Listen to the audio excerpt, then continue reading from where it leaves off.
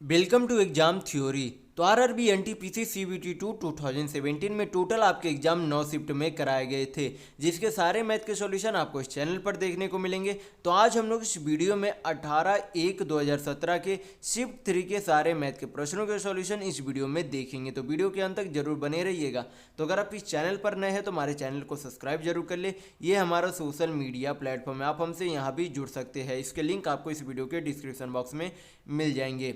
और इस वीडियो को अपने दोस्तों के साथ शेयर करना बिल्कुल भी नहीं भूलिएगा। ये जो टोटल आपके आरआरबी एनटीपीसी 2 सीबीटी 2 आपके 2017 के 17/1/2017 से शिफ्ट 1 और 18/1/2017 के शिफ्ट 2 तक के सारे मैथ के प्रश्नों के सॉल्यूशन आपको इस चैनल पर करा दिए गए हैं। तो ये सारे वीडियो आप हमारे चैनल के प्लेलिस्ट में जाकर देख सकते हैं। तो आज हम लोग इस वीडियो में 18/1/2017 के शिफ्ट 3 के सारे मैथ के प्रश्नों के सॉल्यूशन देखेंगे। तो चलिए बढ़ते आज के प्रश्नों की ओर। तो देखेंगे क्वेश्चन नंबर 1। यहाँ पर क्वेश्चन में दिया गया है कि दो संख्याएं एक तीसरी संख्या से क्रमशः 40% तथा 60% अधिक है। तो आपसे पूछा जा रहा है कि पहली संख्या का दूसरी संख्या से अनुपात क्या है। तो यहाँ पर जो है सबसे पहले बोला गया क्वेश्चन में कि मान लीजिए टोटल संख्या है पहली संख्या, ये आपकी दूसरी संख्या होगी, और एक जो है तीसरी संख्या जिससे उसी तीसरी संख्या से 40% और 60% अधिक है पहली और दूसरी संख्या। तो यहाँ पर जो है तीसरी संख्या, तो तीसरी संख्या का यहाँ पर मान लेते कि कोई भी संख्या खुद में कितनी प्रतिशत होती है। कोई भी संख्या खुद में 100% होता है। कोई भी संख्या खुद में कितना प्रतिशत होता है, 100% होता है। तो 100% का कोई भी अंक उससे 40% अधिक जो है कौन सा अंक है, पहला अंक है। यानी कि अगर तीसरा अंक जो टोटल जो है 100% है तो उसका उससे 40% अधिक कितना हो जाएगा, तो 100% प्लस 40% कितना हो जाएगा आपका 140% हो जाएगा। फिर उसी तरीके से बोला गया कि दूसरी संख्या जो है वो तीसरी से 60% अधिक है। तो तीसरी अगर 100% है तो उससे 60% अधिक, यानी कि 100% में 60% जोड़ेंगे तो आपका कितना हो जाएगा, 160% हो जाएगा। और आपसे पूछा क्या जा रहा है कि पहली संख्या का दूसरी संख्या से अनुपात बताइए, यानी कि पहली और दूसरी संख्या का रेशियो में वैल्यू पूछा जा रहा है। तो यहाँ पर क्या करेंगे, दोनों का रेशियो यानी कि अनुपात निकाल लेंगे। यहाँ पर परसेंट से परसेंट आपका कट जाएगा, 20 से काटेंगे तो 20 सत्ते 140 और 20 अठी 160 हो जाएगा। यानी कि पहली और दूसरी संख्या का रेशियो में वैल्यू कितना आ जाएगा, तो 7:8 यानी कि 7:8 आएगा। तो यहाँ पर आपका ऑप्शन नंबर बी बिल्कुल सही होगा। तो नेक्स्ट क्वेश्चन चलेंगे। तो देखेंगे क्वेश्चन नंबर 2। यहाँ पर क्वेश्चन में दिया गया है कि निम्नलिखित बटन की माध्यिका यानी कि मीडियन क्या है। ये सारे जो आपका क्या दिया गया, नंबर दिया गया, और आपसे पूछा जा रहा है कि इन सारी संख्याओं में से मीडियन यानी कि माध्यिका क्या है। तो माध्यिका निकालने का तरीका क्या होता है, माध्यिका निकालने का तरीका होता है कि जो भी आपका नंबर दिया गया है उससे पहले क्या करेंगे, असेंडिंग ऑर्डर यानी कि बढ़ते क्रम में व्यवस्थित कर देंगे। किसमें, असेंडिंग ऑर्डर यानी कि बढ़ते क्रम में व्यवस्थित करेंगे। तो बढ़ते क्रम में व्यवस्थित करने का मतलब सबसे पहले क्या करेंगे, सबसे छोटी संख्या को ढूंढेंगे। तो सबसे छोटी संख्या कौन सी है, 12। 12 के बाद जो है इससे बड़ी संख्या कौन सी है, 13 है। 13 यहाँ पर आपका क्या है, 13 है। 13 के बाद जो आपकी कौन सी संख्या, तो 13 के बाद यहाँ पर आपका क्या दिख रहा है, 22 है। 22 के बाद देखेंगे तो आपका जो है उससे बड़ी संख्या कौन सी है, 31 है। तो 31 को नीचे लिख लेंगे। 31 के बाद जो है आपका कौन सा अंक है, तो 31 के बाद 43 है। 43 एक आपका यहाँ पर, एक 43 यहाँ पर, यानी कि दोनों 43 क्या करेंगे, नीचे लिख देंगे। तो आपका कितना हो जाएगा, 43 43। 43 के बाद जो आपका कौन सा अंक है, 43 के बाद यहाँ पर जो उससे बड़ी अंक 53 दिख रही है। 53 जो है कितने जगह है, 2 जगह है। तो 53 को क्या करेंगे, 53 2 बार नीचे लिख देंगे। 53 के बाद जो आपका कौन सा अंक आता है, 53 के बाद यहाँ पर आपका आता है, 53 के बाद यहाँ पर 54 है। 54 के बाद जो है कौन सा अंक आ जाएगा, 54 के बाद यहाँ पर जो है 66 दिख रहा है। तो यहाँ पर 54, फिर उससे बड़ी अंक 66 है। उससे बड़ी अंक यहाँ पर आपको देखने को मिल रहा है कौन सी है, 67 है, यानी कि 67 है। 67 के बाद यहाँ पर जो है 77 दिख रहा है। तो 77 नीचे लिख देंगे। 77 के बाद जो है आपका कौन सा अंक है, 77 के बाद आपका यहाँ पर जो है एक हम लोगों ने एक अंक यहाँ पर 36 छोड़ दिया है, जो कि यहाँ पर 31 के बीच में होगा। 31 के यहाँ पर जो 31 के बाद कौन सा अंक होगा, 36 अंक होगा। यहाँ पर एक अंक आपका छूट गया था तो यहाँ पर 36 होगा। फिर क्या करना है, यहाँ पर 77 के बाद देखेंगे तो 77 के बाद आपका आ जाता है 77 के बाद आपका एक 90 है, 90 के बाद 97, 97 के बाद 98, यानी कि आपका कितना हो जाएगा 90, 97 और 98। इनमें से अब क्या देखेंगे कि बीच की संख्या कौन सी है। सबसे पहले हम लोगों ने क्या किया, सभी नंबर को असेंडिंग ऑर्डर यानी कि बढ़ते क्रम में व्यवस्थित कर दिया। फिर उनमें से अब क्या देखेंगे कि बीच की संख्या कौन सी है। बीच की संख्या कैसे निकालेंगे, टोटल नंबर कितना है, टोटल नंबर आप जब गिनेंगे तो यहाँ पर आपका हो जाएगा 3, 3, 6, 3, 9, 3, 12, 2, 14, 2, 16, यानी कि टोटल जो है नंबर कितने हैं, 16 नंबर है। तो 16 नंबर्स में से बीच की संख्या कौन सी आएगी, 8वां नंबर पे जो संख्या होगा और 9वां नंबर पे संख्या होगा, वही जो आपकी क्या आएगी, ये दो संख्या बीच की संख्या आ जाएगी। क्योंकि यहाँ पर जो है जो बाकी इधर जो है 7 संख्या जो बचेगा, तो 3, 3, 6, 7, यानी कि यहाँ पर से लेके यहाँ तक आपका कितना हो गया 7 संख्या, और इधर से इधर भी आपका लेकर कितना हो गया 7 संख्या। तो बीच में कौन सी संख्या बच गई, 8वीं और 9वीं नंबर की संख्या बच गई। इन्हीं दो संख्याओं का औसत ही आपका क्या होगा, मीडियन यानी कि माध्यिका होगी। तो 53 और 53 आपका कितना हो जाता है, 106 होता है। और एवरेज निकालने के लिए क्या करेंगे, टोटल नंबर 2 है तो 2 से डिवाइड करेंगे तो आपका कितना हो जाएगा, 53 हो जाएगा। यानी कि इन पूरे नंबर का मीडियन यानी कि माध्यिका कितना आएगा, तो 53 यानी कि 53 आएगा। तो यहाँ पर आपका ऑप्शन नंबर बी बिल्कुल सही होगा। तो अगर आपको वीडियो पसंद आ रहा है तो लाइक करते जरूर चलिएगा। तो नेक्स्ट क्वेश्चन चलेंगे, तो देखेंगे क्वेश्चन नंबर 3। यहाँ पर क्वेश्चन में दिया गया है कि एक कंपनी को होने वाले लाभ में अप्रैल से मई तक 10% की वृद्धि हुई, फिर मई से जून तक 20% की कमी आ गई, फिर बोला गया कि फिर जून से जुलाई तक 50% की वृद्धि हुई। तो आपसे पूछा जा रहा है कि अप्रैल से जुलाई तक कितनी प्रतिशत की वृद्धि हुई। तो सबसे पहले क्या करेंगे, यहाँ पर सभी परसेंट को फ्रैक्शन में चेंज कर लेंगे। जैसे कि 10% है तो 10% का फ्रैक्शन वैल्यू कितना होता है, 1/10 होता है। मैं पहले वाले वीडियो में काफ़ी बार बता चुका हूँ कि परसेंट को फ्रैक्शन में किस तरीके से चेंज किया जाता है। जैसे कि 10% है, परसेंट हटाएंगे तो नीचे कितना आ जाएगा आपका 100 आ जाएगा, 1 चला गया, यानी कि 10% को हम लोग 1/10 भी लिख सकते हैं। तो ये आपको हमेशा ध्यान रखना है। जैसे फिर 20% का फ्रैक्शन वैल्यू कितना हो जाएगा, 1/5 हो जाएगा। उसी तरीके से 50% का फ्रैक्शन वैल्यू कितना हो जाएगा, 1/2 हो जाएगा। तो इसे हम लोग क्या करेंगे, रेशियो मेथड से बनाने की कोशिश करेंगे इस मैथ को। तो यहाँ पर से सबसे पहले पता चलता है कि अप्रैल से मई तक कोई जो राशि पहले 10 थी उसमें क्या हुआ, 1 यूनिट की वृद्धि हो गई। यानी कि पहले अगर उसे 10 यूनिट जो है राशि मिल रही थी तो उसमें 1 यूनिट की वृद्धि होकर कितना हो गया, 11 यूनिट हो गया। फिर यहाँ पर बोला गया कि मई से जून तक में 20% की कमी होती है, यानी कि पहले अगर उसे 5 यूनिट मिल रहा था तो उसमें 1 यूनिट की कमी हो गई, यानी कि 5 यूनिट से कितना यूनिट हो गया, 1 यूनिट की कमी यानी कि 4 यूनिट हो गया। फिर बोला गया कि जून से जुलाई में 50% की वृद्धि हो गई, यानी कि पहले अगर 2 यूनिट मिल रहा था तो अब उसमें 1 यूनिट की वृद्धि हो गई, यानी कि पहले अगर 2 यूनिट मिल रही थी 1 यूनिट की वृद्धि होकर कितनी यूनिट हो गई, 3 यूनिट हो गए। तो इधर गुना करेंगे, इधर जो सारा गुना करेंगे तो आपका क्या आ जाएगा, इधर जो पहले जो राशि थी और इधर जो है वृद्धि और कमी के बाद जो राशि में परिवर्तन, यानी कि जो है वृद्धि होकर उसमें जो है जो राशि अब मिल रही है उसका यहाँ पर रेशियो में वैल्यू आ जाएगा। तो यहाँ पर गुना कर लेंगे तो आपका कितना हो जाएगा, 10 × 5 = 50, 2 × 100 हो जाएगा। इधर रेशियो आपका कितना हो जाएगा, 11 × 4 = 44, 44 तिया आपका हो जाएगा, 44 तिया 4 तिया 12, 4 तिया 12, यानी कि 132 हो जाएगा। कितना हो जाएगा, 132, यानी कि 100 यूनिट की कोई राशि 132 यूनिट की अब हो गई है। तो कितने की वृद्धि हुई, 100 यूनिट की राशि 132 यूनिट हो गई है, यानी कि 100% का सामान पहले था तो 100 यूनिट था, तो अब कितना हो गया, 132 यूनिट हो गया, यानी कि उसमें कितने परसेंट की वृद्धि हो गई, तो 32% की वृद्धि यानी कि इंक्रीज हो गई। तो यहाँ पर आपका ऑप्शन नंबर बी बिल्कुल सही होगा। तो नेक्स्ट क्वेश्चन चलेंगे, तो देखेंगे क्वेश्चन नंबर 4। यहाँ पर क्वेश्चन में दिया गया है कि तार के टुकड़े को एक वर्ग आकार में मोड़ा गया जिसकी प्रत्येक भुजा 44 सेंटीमीटर है। यदि उसी तार को मोड़ कर एक वृत्त बनाया जाए तो वृत्त की त्रिज्या क्या होगी, ये आपसे पूछा जा रहा है क्वेश्चन में। तो यहाँ पर जो इस तरीके के क्वेश्चन में जब भी किसी अन्य आकार को किसी अन्य आकार में परिवर्तित किया जाता है तब हमेशा जो उसके वॉल्यूम यानी कि आयतन के आधार पर किया जाता है। तो सबसे पहले हमें क्या निकालना होगा, इस वर्ग का आयतन यानी कि वॉल्यूम। तो वॉल्यूम यानी कि वर्ग का वॉल्यूम नहीं होता, क्या होता, परिधि बोला जाता है। परिधि यानी कि पेरीमीटर निकालना।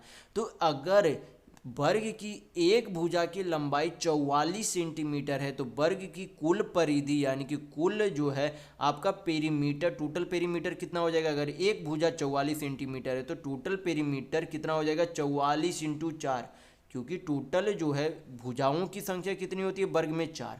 अगर एक भुजा की लंबाई 44 सेंटीमीटर है तो कुल परिमाप हो जाएगा 44 इंटू 4 यानी कि 4 चक 16 या 4 चक 16 यानी कि 156 सेंटीमीटर क्या हो जाएगा, टोटल उस वर्ग का पेरीमीटर यानी कि परिमाप होगा, जो कि इस वृत्त के परिमाप के बराबर होना चाहिए। तो वृत्त के परिमाप यानी कि उसके वॉल्यूम का फॉर्मूला क्या होता है, उसके आयतन का फॉर्मूला क्या होता है, तो 2 पाई आर होता है। ये आप हमेशा ध्यान रखिएगा। तो इस 2 पाई आर के बराबर क्या होगा, ये आपका 156 सेंटीमीटर होगा। तो यहाँ पर क्या करेंगे, फार्मूला पे वैल्यू पुट करेंगे, आपका आंसर आ जाएगा। तो पर हल करेंगे, 2 इंटू पाई को क्या लिख सकते हैं, 22/7। आर यानी कि रेडियस, हमें त्रिज्या का वैल्यू निकालना है तो आर से उसे डिनोट कर देंगे। टोटल यहाँ पर जो है परिधि कितना आया था, 156 सेंटीमीटर। सिंप्लीफाई कर लेंगे, आपका आंसर आ जाएगा 42 दूनी 44, 44 चौक आपका 156 हो जाएगा। आर बराबर आपका कितना हो जाएगा, आर बराबर 7 चौक 28 सेंटीमीटर आपकी उस वृत्त की त्रिज्या यानी कि रेडियस होगी। तो यहाँ पर आपका ऑप्शन नंबर डी बिल्कुल सही होगा। तो नेक्स्ट क्वेश्चन चलेंगे, तो देखेंगे क्वेश्चन नंबर 5। यहाँ पर क्वेश्चन में दिया गया है कि दिए गए भिन्न के लिए निम्न में से कौन सा अवरोही क्रम में यानी कि डिसेंडिंग ऑर्डर यानी कि घटते क्रम में कौन सी संख्या है, ये आपसे पूछी जा रही है। तो इसका जो है हल करने के लिए सबसे आसान तरीका होता है, जैसे कि मैं यहाँ पर बता देता हूँ कि इसका आंसर क्या है, डी है। तो मैं इसे आपको सिर्फ बाई ऑप्शन जो है डी इसका हल करके बता देता हूँ, और बाकी ऑप्शन को आप खुद घर पर चेक कर लीजिएगा। आपका बाकी जो आएगा क्या रहेगा, असेंडिंग ऑर्डर यानी कि बढ़ते क्रम में आएगा। एक ही ऑप्शन जो आपका डी रहेगा वो क्या रहेगा, डिसेंडिंग ऑर्डर यानी कि घटते क्रम में होगा। तो कैसे इसे चेक करते हैं मैं आपको इसे बता देता हूँ। सबसे आसान तरीका यही होता है, इससे आसान तरीका आपका नहीं हो सकता। तो यहाँ पर जो है सबसे यहाँ पर एक संख्या जो है कितनी है, 24/29, फिर आपकी 7/9, फिर आपकी क्या है 5/13, फिर आपकी क्या है 11/47। तो यहाँ पर क्या करेंगे, यहाँ पर क्रॉस गुना करते जाएंगे। जैसे कि यहाँ पर क्या करेंगे, एक दूसरे का क्रॉस गुना करेंगे। जैसे कि 24 इंटू 9 करेंगे तो 24 इंटू 9 करेंगे तो आपका कितना हो जाएगा, 216। कितना हो जाता है, 216। उसी तरीके से 29 इंटू 7 करेंगे तो आपका कितना हो जाएगा, 9 7 63, 6 7 दूनी 14, 6 आपका यानी कि 203 हो जाएगा। तो इनमें से कौन सी संख्या आपको क्या दिख रही है, बड़ी दिख रही है। बड़ी कौन सी दिख रही है, ये दिख रही है। यानी कि ये संख्या जो है, ये जो आपकी संख्या है वो क्या है, इस संख्या से बड़ी है। यानी कि अभी तक क्या हो रहा है, क्योंकि हमें क्या करना है, डिसेंडिंग ऑर्डर यानी कि घटते क्रम में देखना है। तो ये जो है बड़ी संख्या उससे छोटी संख्या ये है। तो अब क्या करेंगे, यहाँ पर से क्रॉस गुना करेंगे, इधर आपका यहाँ पर गुना करेंगे। तो ये आपका 203 अब हट गया। यहाँ पर से हमें पता चल गया कि ये जो है इससे छोटी संख्या है। तो अब क्या करेंगे, अब यहाँ पर से चेक करेंगे। तो यहाँ पर आपका कितना हो जाएगा, 13 7 91। इधर आपका क्या हो जाता है, 9 5 45। तो क्या 91 से 45 छोटा है, यानी कि ये आपका क्या आ रहा है, डिसेंडिंग ऑर्डर यानी कि घटते क्रम में ही हो रहा है। यानी कि ये जो 7/9 है 5/13 से बड़ा है और 5/13 7/9 से छोटा है। तो ये अभी तक क्या हमें सिद्ध हो गया कि ये जो है घटते क्रम में आ रहा है। क्या हो रहा है, घटते क्रम में आ रहा है। एक बार फिर क्या करेंगे, क्रॉस यहाँ पर गुना करके चेक कर लेंगे। तो आपका यहाँ पर अब 45 से हमें कोई भी मतलब नहीं। अब क्या करेंगे, 47 इंटू 5 करेंगे। तो 47 इंटू 5 आपका कितना हो जाएगा, 7 5 35, 3 5 चौक 20 और 3 आपका कितना हो जाएगा, 23। फिर 13 इंटू 11 करेंगे तो आपका कितना हो जाएगा, 130। 130 और 13 आपका कितना हो जाएगा, 143 हो जाएगा। यानी कि यहाँ पर से हमें क्या मिल रहा है कि 235 से 143 छोटा है, यानी कि 11/47 जो है 5/13 से छोटा है। तो यहाँ पर से हमें पता चल रहा है कि जो सारी संख्याएं निकल रही है वो सारी संख्या किस क्रम में है, घटते क्रम यानी कि अवरोही क्रम में है। तो ये इस तरीके के प्रश्न को इस तरीके से चेक करने के लिए सबसे आसान तरीका आपका यही होता है। तो अगर आपका यहाँ पर जो है मैंने एक ऑप्शन चेक करके देखा है, बाकी ऑप्शन आप घर पर चेक करके देखिएगा। आपका एक ही ऑप्शन जो कि डी होगा, जो कि आपका अवरोही क्रम यानी कि घटते क्रम में रहेगा। बाकी आपका क्या रहेगा, असेंडिंग ऑर्डर यानी कि बढ़ते क्रम में रहेगा। तो नेक्स्ट क्वेश्चन चलेंगे। तो देखेंगे क्वेश्चन नंबर 6। ये आपका जो है क्या है, ग्राफ का क्वेश्चन है। ग्राफ में क्या दिया गया, यहाँ पर राज्य के सारे नाम दिए गए, 5 राज्य आपका यहाँ पर टोटल है। फिर दिया गया छात्र, छात्र में से जो है प्रत्येक राज्य में जो है शामिल छात्र का संख्या दी गई, फिर उत्तीर्ण छात्र की संख्या दी गई, और फिर उनमें से चुने गए छात्र की संख्या दी गई है। तो अब देखेंगे कि क्वेश्चन में पूछा क्या जा रहा है। क्वेश्चन में पूछा जा रहा है कि किस राज्य के चुने गए छात्रों की संख्या, किस राज्य के चुने गए छात्रों की संख्या एवं उस राज्य से उत्तीर्ण हुए छात्रों की संख्या का अनुपात उच्चतम है, ये आपसे पूछा जा रहा है। तो इस तरीके के प्रश्न को सबसे पहले देखेंगे कि कौन सा ऑप्शन जो है आपका यहाँ पर, कौन सा जो है राज्य इस चारों ऑप्शन में नहीं दिया गया, उसे पहले ही क्या करेंगे, एलिमिनेट कर देंगे, उसे हमें चेक करने की भी जरूरत नहीं है। जैसे कि ऑप्शन में उत्तर प्रदेश, दिल्ली, महाराष्ट्र और केरल दिया गया, अरुणाचल प्रदेश नहीं दिया गया। तो अरुणाचल प्रदेश का हमें जो है चेक करने की भी जरूरत नहीं है। बाकी आप क्या करेंगे, चेक करेंगे। तो चुने गए जो है महाराष्ट्र में टोटल जो है कितने छात्र हैं, 80 छात्र हैं। और जो है कितने जो है उत्तीर्ण हुए थे उसमें से चुने गए, तो टोटल जो उत्तीर्ण हुआ था 950। आप क्या करेंगे, उत्तर प्रदेश का चेक करेंगे। तो उत्तर प्रदेश में चुने गए थे 85 और उत्तीर्ण कितने हुए थे, 620। फिर चेक करेंगे केरल में, केरल में जो है चुने गए थे 78 और पास हुए थे 720। फिर दिल्ली में जो 48 जो आपके क्या थे, चुने गए थे कुल 400 उत्तीर्ण में से। तो ये जो आपका क्या आ गया, यहाँ पर से अब हम लोग क्या करेंगे, यहाँ पर से हम लोग सिंप्लीफाई करके देखेंगे। सबसे पहले जो है सिंप्लीफाई करने से भी पहले हम लोग जो है देखेंगे कि कौन सा ऑप्शन, कौन सा जो है यहाँ पर नंबर एलिमिनेट कर सकते हैं यानी कि काट सकते हैं। तो जैसे कि यहाँ पर अगर ध्यान देंगे तो यहाँ पर बेस कितना बन रहा है, 620। यहाँ पर बेस कितना बन रहा है, 950। यहाँ पर बेस कितना बन रहा है, 720। यानी कि यहाँ पर आपको जो है जब ध्यान देना होता है कि जब किसी बेस को, यानी कि जैसे कि बोल दिया जाए, मान लीजिए कि कोई संख्या a/b है, तो अगर b जो है a से जितना जो है डिफरेंस कम होगा यानी कि अंतर कम होगा, या फिर बेस जितना छोटा होगा उतना ही आपका इस फ्रैक्शन का डेसिमल में मान उतना ज़्यादा आएगा। आपको हमेशा ध्यान रखना है कि जब बेस जितना कम होगा उतना ही आपका डेसिमल में ज़्यादा आंसर आएगा। तो यहाँ पर जो है बेस कितना है, 620 है, यहाँ पर 950 है।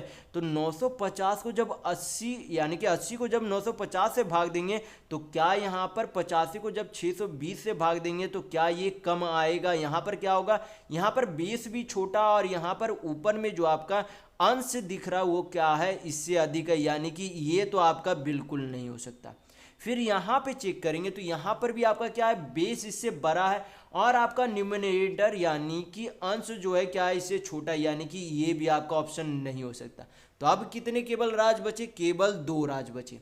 अब 2 राज्य में क्या करेंगे, भाग करके देख लेंगे, आपका उतना ही सही आंसर होगा। तो यहाँ पर भाग करके देखेंगे, पहले काट लेते तो 17×5 = 85, 5 से काटेंगे तो 12×5 = 60, अब 5×4 = 20 आपका हो जाएगा। यहाँ पर आपका काट लेते हैं 8 से तो 8×6 = 48, 8×25 = 40 आपका हो जाएगा। आपका यहाँ पर और काट लेते तो 2 से 3 बार में, यहाँ पर 25 बार में चला जाएगा। बाकी क्या करेंगे, यहाँ पर भाग करके देख लेंगे। तो भाग करके देखेंगे 124 को जब 17 से मतलब 17 को 124 से भाग देंगे तो आपका कितना आ जाएगा, पहले तो 0.0 एक बार में तो 124, यहाँ पर आपका कितना हो जाएगा 30, यानी कि 40,46 आपका हो गया।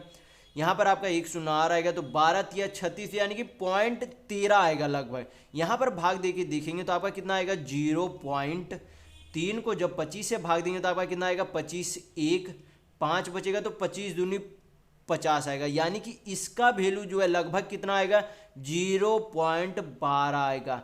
और इसका जो है वैल्यू कितना आएगा 0.13 लगभग में, यानी कि अप्रोक्स में आएगा। तो यहाँ पर क्या दिख रही है, इससे ये वाली संख्या क्या दिख रही है, बड़ी दिख रही है। तो 85/620 किसकी थी, इस उत्तर प्रदेश वाले की थी। किसकी थी, उत्तर प्रदेश वाले की थी। तो यहाँ पर आपका ऑप्शन नंबर ए बिल्कुल सही होगा। तो नेक्स्ट क्वेश्चन चलेंगे, तो देखेंगे क्वेश्चन नंबर 7। यहाँ पर क्वेश्चन में दिया गया है कि यहाँ पर ये जो आपका क्या है, ग्राफ का ही क्वेश्चन है। तो यहाँ पर क्वेश्चन में देखेंगे दिया गया है कि किस राज्य में परीक्षा में शामिल हुए छात्रों की तुलना में उत्तीर्ण हुए छात्रों का प्रतिशत न्यूनतम है, ये आपसे पूछा जा रहा है। तो यहाँ पर भी आपका क्या करेंगे, केवल 4 राज्य का जो है यहाँ पर कैलकुलेट करेंगे। तो 4 राज्य में से आपका राज्य जो है कौन सा ऑप्शन में नहीं दिया गया, तो यहाँ पर दिल्ली दिया गया, अरुणाचल प्रदेश दिया गया, केरल दिया गया, महाराष्ट्र दिया गया, अबर में उत्तर प्रदेश नहीं दिया गया ऑप्शन में। यानी कि उत्तर प्रदेश तो आपका बिल्कुल भी आंसर नहीं हो सकता क्योंकि ऑप्शन में ही नहीं है। बाकी क्या करेंगे, यहाँ पर रेशियो से चेक कर लेंगे।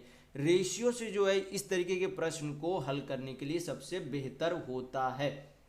यहाँ पर रेशियो से चेक करेंगे तो आपका कितना हो जाएगा, यहाँ पर जो है सबसे पहले जो है टोटल जो है उत्तीर्ण जो है महाराष्ट्र में हुए कितने हैं, तो 950 हुए। कितने हुए, 950 हुए। कितने में से, टोटल कुल 8500 में से। फिर क्या करेंगे, यहाँ पर जो है उत्तर प्रदेश को नहीं चेक करना, केरल को चेक करेंगे। तो टोटल जो उत्तीर्ण कितने हैं, 720। कुल कितने में से, 7500 में से। तो फिर रेशियो है, दिल्ली में चेक करेंगे तो टोटल जो है उत्तीर्ण 400 है। कुल कितने में से, तो 4800 में से। फिर आगे चेक करेंगे तो कितना हो जाएगा, टोटल जो है अरुणाचल प्रदेश में 650 उत्तीर्ण है। कुल कितने में से, तो 7000 कुल में से। अब क्या करेंगे, यहाँ पर रेशियो में तो 2 शून्य यहाँ से चला जाएगा, 2 शून्य यहाँ से चला जाएगा, 2 शून्य यहाँ से, 2 शून्य यहाँ से चला जाएगा। अब क्या करेंगे, यहाँ पर सिंप्लीफाई कर लेते हैं। सिंप्लीफाई कैसे करेंगे, और यहाँ पर 17×5 = 85, 5 से काट रहे 19×5 = 95, 190। और यहाँ पर काटेंगे तो 15×5 = 75, 5 से काटेंगे तो आपका 14×5 = 70, 5×4 = 20। यहाँ पर काटेंगे तो 4 से काट लेते हैं, यहाँ पर 4 से आपका 8 से 16 से भी कट जाएगा, तो 16×3 = 48, 16×2 = 32, 16×5 = 80 आपका हो गया। यहाँ पर 1 शून्य 1 शून्य चला गया। तो यहाँ पर हम लोगों ने क्या किया, सिंप्लीफाई कर लिया। अब क्या करेंगे, यहाँ पर भाग करके देख लेंगे, क्योंकि हम लोगों ने संख्या को छोटा कर लिया। तो यहाँ पर अब भाग करके देखेंगे, जिसका डेसिमल में ज़्यादा वैल्यू आएगा, जिसका दशमलव में ज़्यादा वैल्यू आएगा, उसका जो है यहाँ पर आंसर नहीं होगा। क्योंकि यहाँ पर क्या बोला जा रहा है, न्यूनतम, यानी कि सबसे कम वाला, यानी कि जिसका डेसिमल में सबसे कम आएगा वही आपका क्या होगा, आंसर होगा। यहाँ पर चेक कर लेते हैं, 17 से भाग देंगे 190 को तो 1, 17 दहें 17, 17 1, 2 बचा तो 17 1, फिर आपका कितना बचा, 3 बचा, यानी कि 11 पॉइंट आपका कुछ आएगा। यहाँ पर भाग करके देख लेते तो आपका कितना आ जाएगा, 15×9 = 135, यानी कि यहाँ पर जो है 9 पॉइंट समथिंग आएगा। यहाँ पर भाग करेंगे तो 3×8 = 24, यानी कि यहाँ पर 8 पॉइंट समथिंग आएगा। यहाँ पर भाग करके देखेंगे तो कितना आएगा, 7×9 = 63, यानी कि यहाँ पर 9 पॉइंट समथिंग आएगा। तो सबसे छोटा यहाँ पर आपका कौन सा दिख रहा है, इस 8 पॉइंट समथिंग वाला यहाँ पर आपका सबसे छोटा संख्या दिख रहा है। तो यहाँ पर 800/4800 किसका था, सॉरी 400/4800 किसका था न्यूनतम, जो कि यहाँ पर दिल्ली का था। तो यहाँ पर दिल्ली आपका बिल्कुल सही आंसर होगा, यानी कि दिल्ली कौन से ऑप्शन में, आपका ऑप्शन नंबर ए में यहाँ पर बिल्कुल सही होगा। तो नेक्स्ट क्वेश्चन चलेंगे, तो देखेंगे क्वेश्चन नंबर 8। ये भी आपका क्या है, ग्राफ का क्वेश्चन है। तो ग्राफ में यहाँ पर क्वेश्चन में पूछा जा रहा है कि शामिल हुए छात्रों का कितना प्रतिशत जो है चयनित हुआ है। शामिल, ये जो है हमें क्या निकालना होगा, टोटल शामिल छात्र, और टोटल जो है चुने हुए छात्र से कितना प्रतिशत है, ये आपसे पूछा जा रहा है। तो टोटल जो है शामिल कितने छात्र है, तो यहाँ पर जोड़ेंगे तो आपका कितना हो जाएगा, दोनों 2 शून्य, यहाँ पर जोड़ेंगे तो 6×5 = 11, 11 11, 5×5 10, 6 16, 16 8 24, 24 का 4 हाथ में 2, 8×5 13, 7 20, 4 24, 7 आपका कितना हो गया, 31, 31 और 2 आपका कितना हो जाता है, 33। यानी कि टोटल जो है इतने छात्र शामिल हुए थे। टोटल जो है चुने कितने गए थे, तो यहाँ पर जोड़ेंगे तो 8×5 13, 13 और 8 आपका कितना हो गया, 13 8 21, हाथ में 2, 8 8 16, 16 7 आपका हो गया 23, 23 और 4 27, 27 और 7 आपका कितना हो जाता है, 34, 34 अब बचा हुआ 2 अंक यानी कि 36, यानी कि 361 जो है टोटल चुने गए। कुल कितने में से, तो 33,400 में से। तुलना जो है हमें किसे करना है, कुल शामिल हुए छात्रों में से, यानी कि ये जो है क्या रहेगा, नीचे रहेगा। परसेंट में वैल्यू चाहिए तो क्या करेंगे, 100 से डिवाइड कर देंगे, हल करेंगे, सिंप्लीफाई करेंगे तो आपका आंसर आ जाएगा। तो 2 शून्य 2 शून्य चला गया। तो जब 361 को 334 से भाग देंगे तो कितना आएगा, 1 पॉइंट समथिंग आएगा। जब 361 से, क्योंकि 334 से 361 क्या है, बड़ा है, यानी कि जब 361 को 334 से भाग देंगे तो 1 पॉइंट समथिंग आएगा। तो यहाँ पर ऑप्शन में चेक करेंगे कि कौन सा ऑप्शन में 1 पॉइंट समथिंग है। यहाँ पर आपको पूरा हल करने की ज़रूरत नहीं है, परीक्षा में आपको उतना समय नहीं दिया जाता है कि आप उतना लंबा कैलकुलेशन करें। तो यहाँ पर क्या करेंगे, डायरेक्ट देखेंगे कि यहाँ पर अगर भाग देंगे तो 1 पॉइंट समथिंग आ सकता है। तो यहाँ पर डायरेक्ट ऑप्शन में चेक करेंगे कि कौन सा ऑप्शन में 1 पॉइंट समथिंग आपका आंसर दिया हुआ है। तो यहाँ पर 1 पॉइंट समथिंग आपका कौन सा, ऑप्शन नंबर बी में है। कितना है, 1.08 है, यानी कि आपका लगभग जो है कितना प्रतिशत आएगा, तो 1.08% आएगा, यानी कि आपका ऑप्शन नंबर बी बिल्कुल सही होगा। तो नेक्स्ट क्वेश्चन चलेंगे, तो देखेंगे क्वेश्चन नंबर 9। ये भी आपका ग्राफ का क्वेश्चन है। तो देखेंगे क्वेश्चन में पूछा जा रहा है कि किस राज्य में चुने गए छात्रों की संख्या एवं उस राज्य में शामिल हुए छात्रों की संख्या का अनुपात उच्चतम है, यानी कि किसमें जो है अधिकतम है, ये आपसे पूछा जा रहा है। तो सबसे पहले जो है ये जो आपका क्या है, चुने हुए छात्र है, किसमें से तुलना करना है, शामिल हुए छात्र में से तुलना करना है। कौन सा जो है राज्य जो है ऑप्शन में नहीं दिया गया उसे क्या करेंगे, पहले ही हटा देंगे। तो महाराष्ट्र, केरल, उत्तर प्रदेश और दिल्ली को लिया गया, यानी कि फिर से अरुणाचल प्रदेश को नहीं लिया गया। तो अरुणाचल प्रदेश को हम लोग चेक नहीं करेंगे। इसे भी क्या करेंगे, हम लोग रेशियो मेथड से बनाएंगे, जिससे कि आप आसानी से इसे सिंप्लीफाई कर सके। तो क्या करेंगे, टोटल जो है चुने गए 80, कुल कितने में से, 8500 में से, तो 80/8500 रेशियो। टोटल जो है फिर उत्तर प्रदेश में चुने गए 85, कुल कितने में से, तो 5600 में से, कितने में से, 5600 में से। फिर जो है केरल में कितने जो है चुने गए 78, कुल कितने में से, तो 7500 में से। फिर उसी तरीके से कुल जो है दिल्ली में कितने चुने गए 48, कुल कितने में से, 4800 में से। यहाँ पर क्या करेंगे, पहले सिंप्लीफाई कर लेंगे। सिंप्लीफाई करेंगे तो यहाँ पर 2 शून्य 2 शून्य 2 शून्य 2 शून्य चला जाएगा, क्योंकि रेशियो है, रेशियो में 2 शून्य 2 शून्य सभी में कॉमन है तो कट जाएगा। अब क्या करेंगे, आगे जितना सिंप्लीफाई होगा सिंप्लीफाई करके क्या करेंगे, उसे भाग करके देख लेंगे कि कितना जो है दशमलव में किसका अधिकतम मान आता है, वही आपका आंसर होगा। यहाँ पर सबसे पहले 5 से काटेंगे तो 16×5 80, 17×5 85। फिर यहाँ पर काटेंगे तो आपका यहाँ पर 14×4 56 आपका यहाँ पर कटता है 5। यहाँ पर जो है आपका किसी भी संख्या से 6×5 11 नहीं कटेगा। यहाँ पर चेक करेंगे तो 78/75 ये भी जो है क्या होगा, कटेगा नहीं, ये आपका 48 से 48 कट जाएगा। तो यहाँ पर जो है, यहाँ पर अब क्या हो गया, सिंप्लीफाई सारा हो गया। तो यहाँ पर भाग करके देखेंगे तो यहाँ पर जब 16 को 17 से भाग किया जाएगा तो 0.9 के समथिंग आएगा, 0.9 के समथिंग आएगा। जब 85 को 56 से भाग करेंगे तो कितना आएगा, 1 पॉइंट समथिंग आएगा, यानी कि 1 से बड़ा होगा। यहाँ पर जब अंतिम में देखेंगे, यहाँ पर जो है सबसे पहले अंतिम में देख लेते हैं। यहाँ पर जो है ये तो आपका सबसे पहले ये जो आपका उच्चतम कभी भी नहीं हो सकता, क्योंकि ये 1 से भी कम है। यहाँ पर जो है क्या हो जाता है 48/48, ये आपका क्या आ गया, एक एग्जैक्ट वैल्यू आ गया। यहाँ पर एक जो आपका एग्जैक्ट वैल्यू आ गया, यानी कि 1 से ये कम है, तो ये तो आपका कभी भी उच्चतम नहीं हो सकता, यानी कि अधिकतम नहीं हो सकता। तो ये तो आपका पहले ही छट गया। अब क्या करना है, इन दोनों में खाली अब तुलना करना। ये जो आपका क्या है, एग्जैक्ट 1 है, लेकिन यहाँ पर अब यहाँ पर देखेंगे, जब ये वाला देखेंगे तो 78/75 है, यानी कि ये जो है 1 से थोड़ा सा बड़ा होगा। क्या होगा, थोड़ा सा बड़ा होगा, 1 से क्या होगा, ये थोड़ा सा बड़ा होगा, यानी कि 1.0 समथिंग आएगा। क्योंकि 75 आपका हो जाता है तो 75 आपका कितना हो जाएगा, 75 आपका 3 यानी कि 30 यानी कि 300 यानी कि 7×4 28, कितना बार में चला जाएगा, 4 बार में, यानी कि 1.04 समथिंग आएगा। लेकिन जब 85 को 56 से भाग देंगे, जब 85 को 56 से भाग देंगे तो ये जो है 1.04 से तो बिल्कुल बड़ा ही आएगा। यहाँ पर भाग करके मैं दिखा देता हूँ, ये तो बिल्कुल बड़ा ही आएगा। यहाँ पर भाग करेंगे तो एक बार में 56, कितना बचा, 9 6 15, यहाँ पर आ गया 7 7 में से 5 गया 2, पॉइंट बैठाएंगे तो 0। यहाँ पर आपका कितना हो जाएगा, 5 25 25, 6 25 30, यानी कि ये लगभग जो है 280 हो जाएगा, यानी कि ये 1.5 आता है, यानी कि ये आपका डेसिमल में सबसे बड़ा वैल्यू है।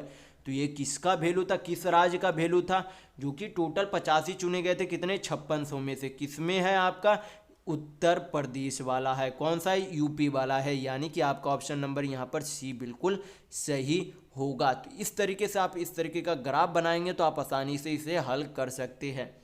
तो नेक्स्ट क्वेश्चन चलेंगे, तो देखेंगे क्वेश्चन नंबर 10। यहाँ पर क्वेश्चन में दिया गया है कि 12, 15, 20 तथा 54 से पूर्णतः विभाजित होने वाले 4 अंकों की सबसे बड़ी संख्या कौन सी है, ये आपसे पूछा जा रहा है। तो यहाँ पर जो है सबसे पहले यहाँ पर जो है हमें एलसीएम निकालने की कोई भी ज़रूरत नहीं है। हमें जो है इन चारों संख्या का एलसीएम निकालने की कोई भी ज़रूरत नहीं है। यहाँ पर क्या चेक कर लेंगे, यहाँ पर चेक कर लेंगे कि कौन सी संख्या जो है 12, 15, 20 और 54 से विभाजित होती है। जो भी ऑप्शन इन चारों संख्या से विभाज्य होगी वही आपका आंसर होगा। तो सबसे पहले चेक कर लेते 15 का। 15 से कटने का नियम क्या होता है, वो संख्या 5 से भी कटनी चाहिए और वो संख्या 3 से भी कटनी चाहिए। 15 से कटने का नियम होता है कि वह संख्या 5 से भी कटनी चाहिए और 3 से भी कटनी चाहिए। और 5 से कटने का नियम क्या होता है, 5 से कटने का नियम होता है कि कोई भी जो भी संख्या हो उसका इकाई अंक या तो 0 हो या तो 5 हो। 5 से कटने का नियम होता है कि कोई भी संख्या जिसका इकाई अंक 0 हो या तो 5 हो तभी वह पूरी संख्या 5 से कटेगी। तो क्या यहाँ पर ऑप्शन नंबर ए में इकाई अंक 0 या 5 है, नहीं है, यानी कि ये संख्या न 5 से कटेगी ना ही 15 से कटेगी। यहाँ पर 0 है यानी ये संख्या 5 से यानी कि 15 से कटेगी, 5 से कटेगी। यहाँ पर जो है 15 का भी हम लोगों ने चेक नहीं किया क्योंकि 15 से कटने का नियम क्या होता है, 3 से भी कटना चाहिए। तो मैंने यहाँ पर सॉरी गलती से यहाँ पर बोल दिया कि 3 से, यहाँ पर 5 से नहीं कट रही है यानी कि 5 से नहीं कट, 0 नहीं है यानी कि 5 से नहीं कटेगी। यहाँ पर क्या है 0 है तो ये 5 से कटेगी, यहाँ पर भी 0 है यानी कि 5 से कटेगी। यहाँ पर 0 नहीं है, 0 या 5 नहीं, यानी कि ये भी आपका ऑप्शन नहीं हो सकता। 2 ऑप्शन हम लोगों ने क्या किया, एलिमिनेट कर दिया।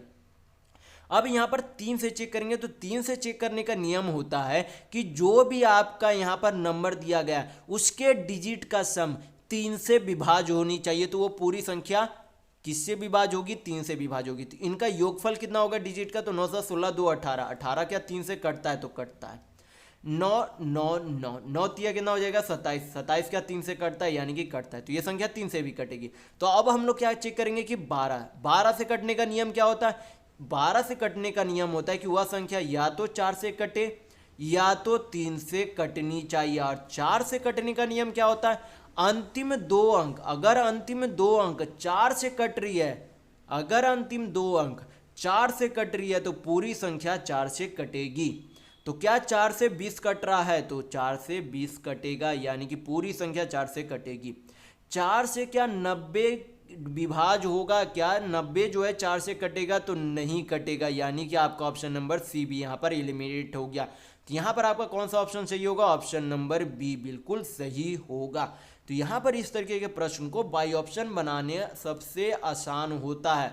आप यहाँ पर एलसीएम नहीं लीजिएगा, यहाँ पर एलसीएम निकालना लंबा चला जाएगा। तो बाई ऑप्शन चेक करेंगे तो आपको बहुत आसानी होगा। तो यहाँ पर इस प्रश्न का ऑप्शन बी बिल्कुल सही होगा। तो नेक्स्ट क्वेश्चन चलेंगे, तो देखेंगे क्वेश्चन नंबर 11। यहाँ पर क्वेश्चन में दिया गया है कि एक व्यापारी की गलीचा 1235 रुपये में खरीद कर 1500 रुपये में बेच देता है, तो लाभ प्रतिशत क्या, तो खरीदा यानी कि सीपी 1235 है, बेचा कितने 1500 यानी कि एसपी उसका 1500 है। तो 1235 का सामान 1500 में बेच दिया, तो लाभ कितने का हो रहा है, तो 1500 माइनस 1235 करेंगे तो आपका कितना हो जाएगा, करेंगे तो 200 आपका इधर हो जाएगा 65, यानी कि 1500 माइनस 1235 करेंगे तो कितना हो जाएगा 265 हो जाएगा। तो ये आपका क्या हो गया, टोटल प्रॉफिट हो गया।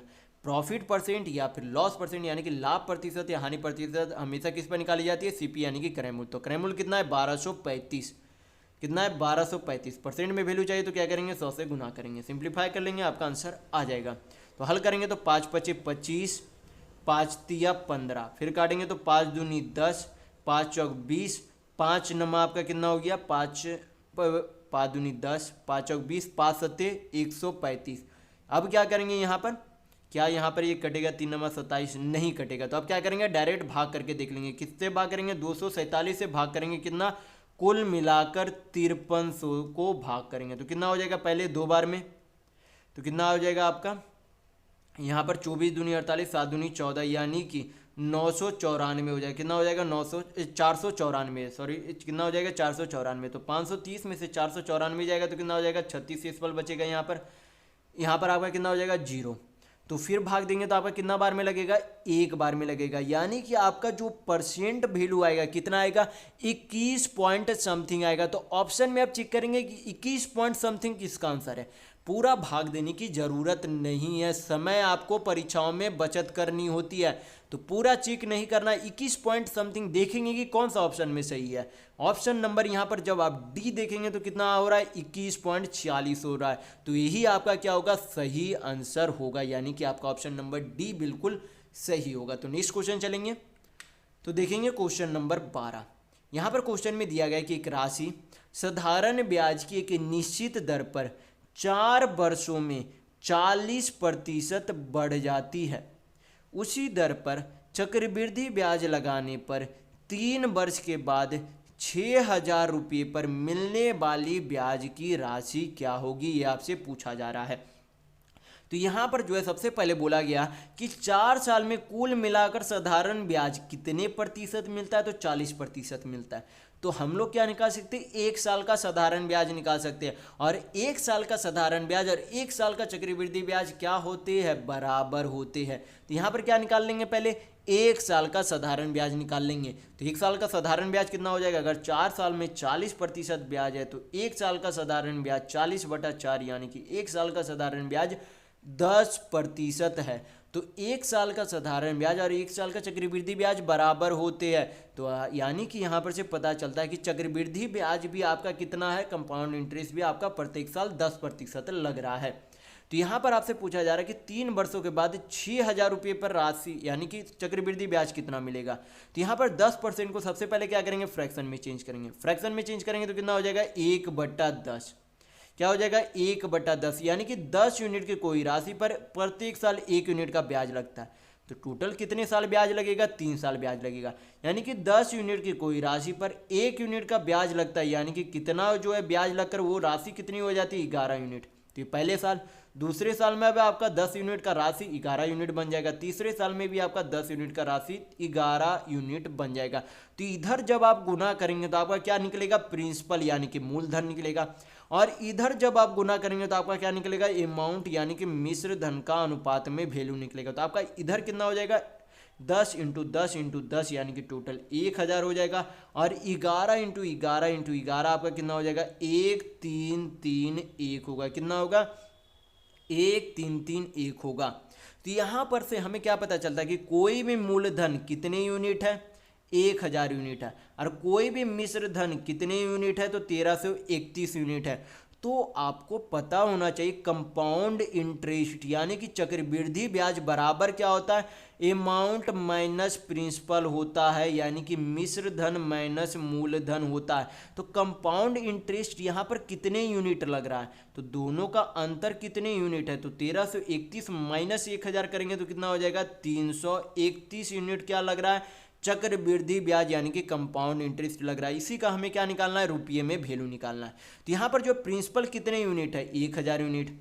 और राशि में कितना रुपया दिया गया है? 6000 रुपये। यानी कि इस 1000 यूनिट का वैल्यू कितने के बराबर है? 6000 रुपये के बराबर है। तो यहाँ पर तो क्या करते हैं? सिंप्लीफाई, 3 शून्य 3 शून्य चला गया। यानी कि 1 यूनिट का वैल्यू कितने के बराबर है? 6 रुपये के बराबर है। तो हमें चक्रवृद्धि ब्याज चाहिए। तो चक्रवृद्धि ब्याज जो है कितना यूनिट है? 331 यूनिट है। तो 331 यूनिट का वैल्यू निकालने के लिए क्या करेंगे? 6 में 331 से गुना कर देंगे। अगर 1 यूनिट का वैल्यू 6 रुपये तो 331 यूनिट का वैल्यू निकालने के लिए क्या करेंगे? 331 × 6 कर देंगे। तो कितना हो जाएगा आपका? 6 6 18 6 18 1 19, यानी कि 1986 रुपया क्या होता है? टोटल चक्रवृद्धि ब्याज मिलता है। तो यहाँ पर आपका ऑप्शन नंबर सी बिल्कुल सही होगा। तो नेक्स्ट क्वेश्चन चलेंगे तो देखेंगे क्वेश्चन नंबर 13। यहाँ पर क्वेश्चन में दिया गया है कि 32 छात्रों की एक कक्षा में 20 छात्रों को स्पाइडरमैन एवं 14 छात्रों को बैटमैन पसंद है। फिर बोला गया कि 6 छात्रों को ना तो स्पाइडरमैन और ना ही बैटमैन पसंद है। ये आपसे ये जो है आपका क्या वेन डायग्राम का क्वेश्चन है। तो यहाँ पर जो है सबसे पहले यहाँ पर आपको वेन डायग्राम बनाकर बता देता हूँ कि इसे किस तरीके से बनाया जाता है। जैसे कि एक क्या करेंगे, रेक्टेंगल बॉक्स बना लेंगे, उसमें से 2 सर्कल करेंगे, दोनों सर्कल क्या करेंगे, एक दूसरे से ओवरलैप होंगे, क्योंकि कोई जो है यहाँ पर जो है कोई जो है लोग होंगे, यानी कि कोई भी जो छात्र होंगे जो कि स्पाइडरमैन और बैटमैन दोनों दिखते होंगे, तो एक सर्कल क्या मान लेते हैं, स्पाइडरमैन, दूसरा सर्कल क्या मान लेते हैं कि बैटमैन दिखता है।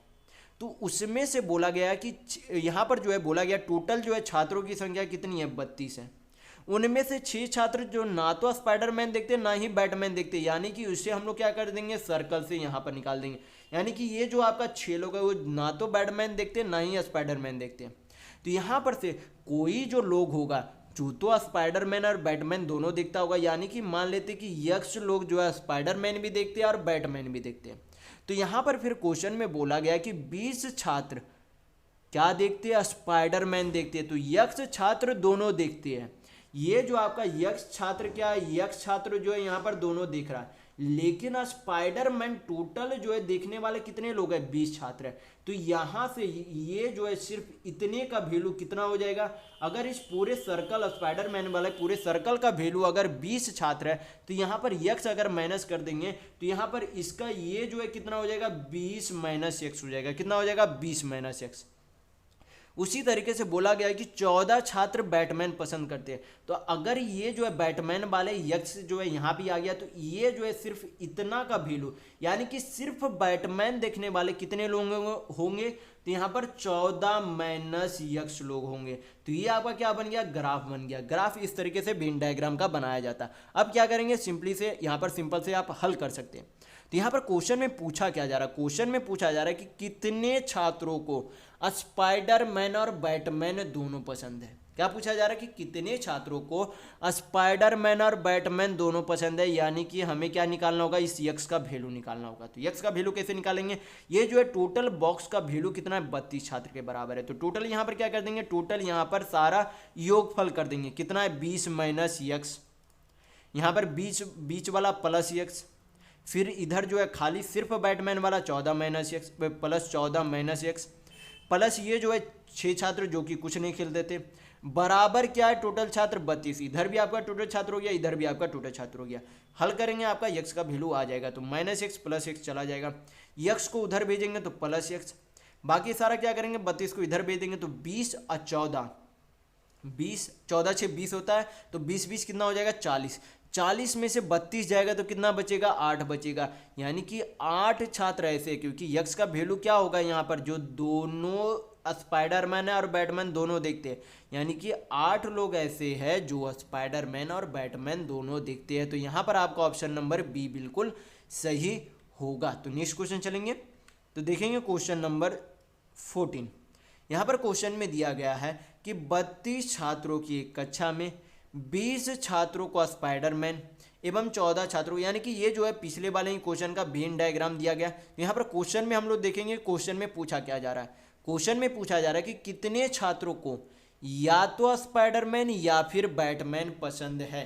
तो यहाँ पर मैंने अभी पिछले क्वेश्चन में ही आपको बताया है, पूछा क्या जा रहा है कि या तो स्पाइडरमैन या फिर बैटमैन, या फिर आप बोल सकते हैं कि उसे दोनों भी पसंद हो सकता है। क्या हो सकता है, दोनों भी पसंद हो सकता है। ये आपसे पूछा जा रहा है कि कितने लोगों को स्पाइडरमैन और बैटमैन या फिर दोनों पसंद है। क्वेश्चन में नहीं बोला गया, लेकिन ये भी आपसे नहीं बोला गया कि दोनों को पसंद वालों को हटा देना है। तो यहाँ पर दोनों पसंद वालों को भी आपको रखना होगा इस क्वेश्चन में। तो यहाँ पर जो है कुल जो है कितने लोग हैं, टोटल जो है कितने लोग नहीं देखने वाले हैं, टोटल जो है 6 लोग नहीं देखते हैं। यानी कि यहाँ पर से हमें पता चल जाता है कि 32 में से केवल ऐसे 6 छात्र हैं जो कि नहीं देखते, यानी कि बाकी जो बचा जो भी छात्र है वो स्पाइडरमैन देखता है या फिर बैटमैन देखता है या फिर दोनों देखता है। तो 32 में से 6 जाएगा तो आपका कितना बचेगा, 26 बचेगा। यानी कि आपका ऑप्शन नंबर बी बिल्कुल सही होगा। तो नेक्स्ट क्वेश्चन चलेंगे, तो देखेंगे क्वेश्चन नंबर 15। यहाँ पर क्वेश्चन में दिया गया है कि अनीता एक निश्चित दूरी को एक निश्चित समय में 10 किलोमीटर प्रति घंटा की गति से चलकर तय करती है। यदि वह 13 किलोमीटर प्रति घंटा की गति से चलती तो तो उतने समय में 30 किलोमीटर आगे निकल जाती। तो आपसे पूछा जा रहा है कि अनीता द्वारा तय की गई दूरी कितनी है। तो सबसे पहले हमें निकालना होगा कि अनीता जो है कितने समय तक उसने ट्रैवल किया। तो समय निकालने का फॉर्मूला क्या होता है, समय बराबर आपका होता है दूरी बटा चाल। समय बराबर आपका क्या होता है, दूरी बटा चाल। फिर हमें और क्या निकालना, हमें दूरी भी निकालनी है। तो दूरी बराबर आपका क्या होता है, दूरी बराबर होता है चाल इंटू समय होता है। तो ये आपको हमेशा ध्यान रखना है कि टाइम बराबर डिस्टेंस बाय स्पीड और डिस्टेंस बराबर स्पीड इंटू टाइम होता है। तो ये आप हमेशा ध्यान रखिएगा। यहाँ पर सबसे पहले हम लोग क्या निकालेंगे, समय निकालेंगे, कितना समय तक उसने ट्रैवल किया। तो यहाँ पर जो है बोला गया कि अगर उसका चाल 10 की जगह 13 होता तो 30 किलोमीटर अधिक जाता, यानी कि जितना उसके चाल में परिवर्तन हुआ उसी के हिसाब से उसने जो अधिक दूरी तय की। तो यहाँ पर जो है कुल दूरी अधिक 30 किलोमीटर तय किया। कितने की चाल बढ़ने पर, 10 पहले था 13 बाद में हो गया, यानी कि 3 के चाल बढ़ने पर, यानी कि दूरी 30 है और बढ़ी हुई चाल कितनी है, 3 किलोमीटर प्रति घंटा। तो 30 को 3 से भाग देंगे तो कितना आ जाएगा, 10 घंटा।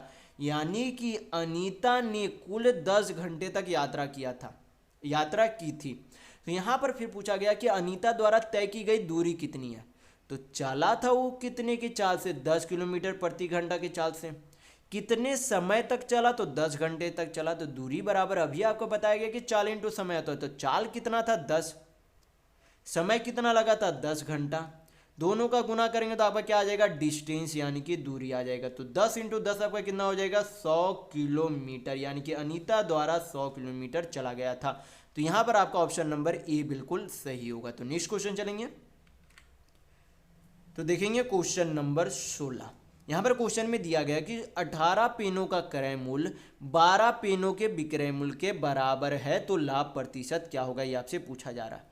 क्या बोला गया क्वेश्चन में कि 18 पेनों का क्रय मूल्य यानी 18 पेन का सीपी 12 पेन के विक्रय मूल्य यानी कि 12 पेन के एसपी दोनों क्या है, बराबर है। यहाँ पर हल करेंगे तो क्या निकल जाएगा, एक वस्तु का क्रय मूल्य और विक्रय मूल्य का अनुपात निकल जाएगा। हल करेंगे तो कितना हो जाएगा, 6 दूनी 12, 6 तिया 18।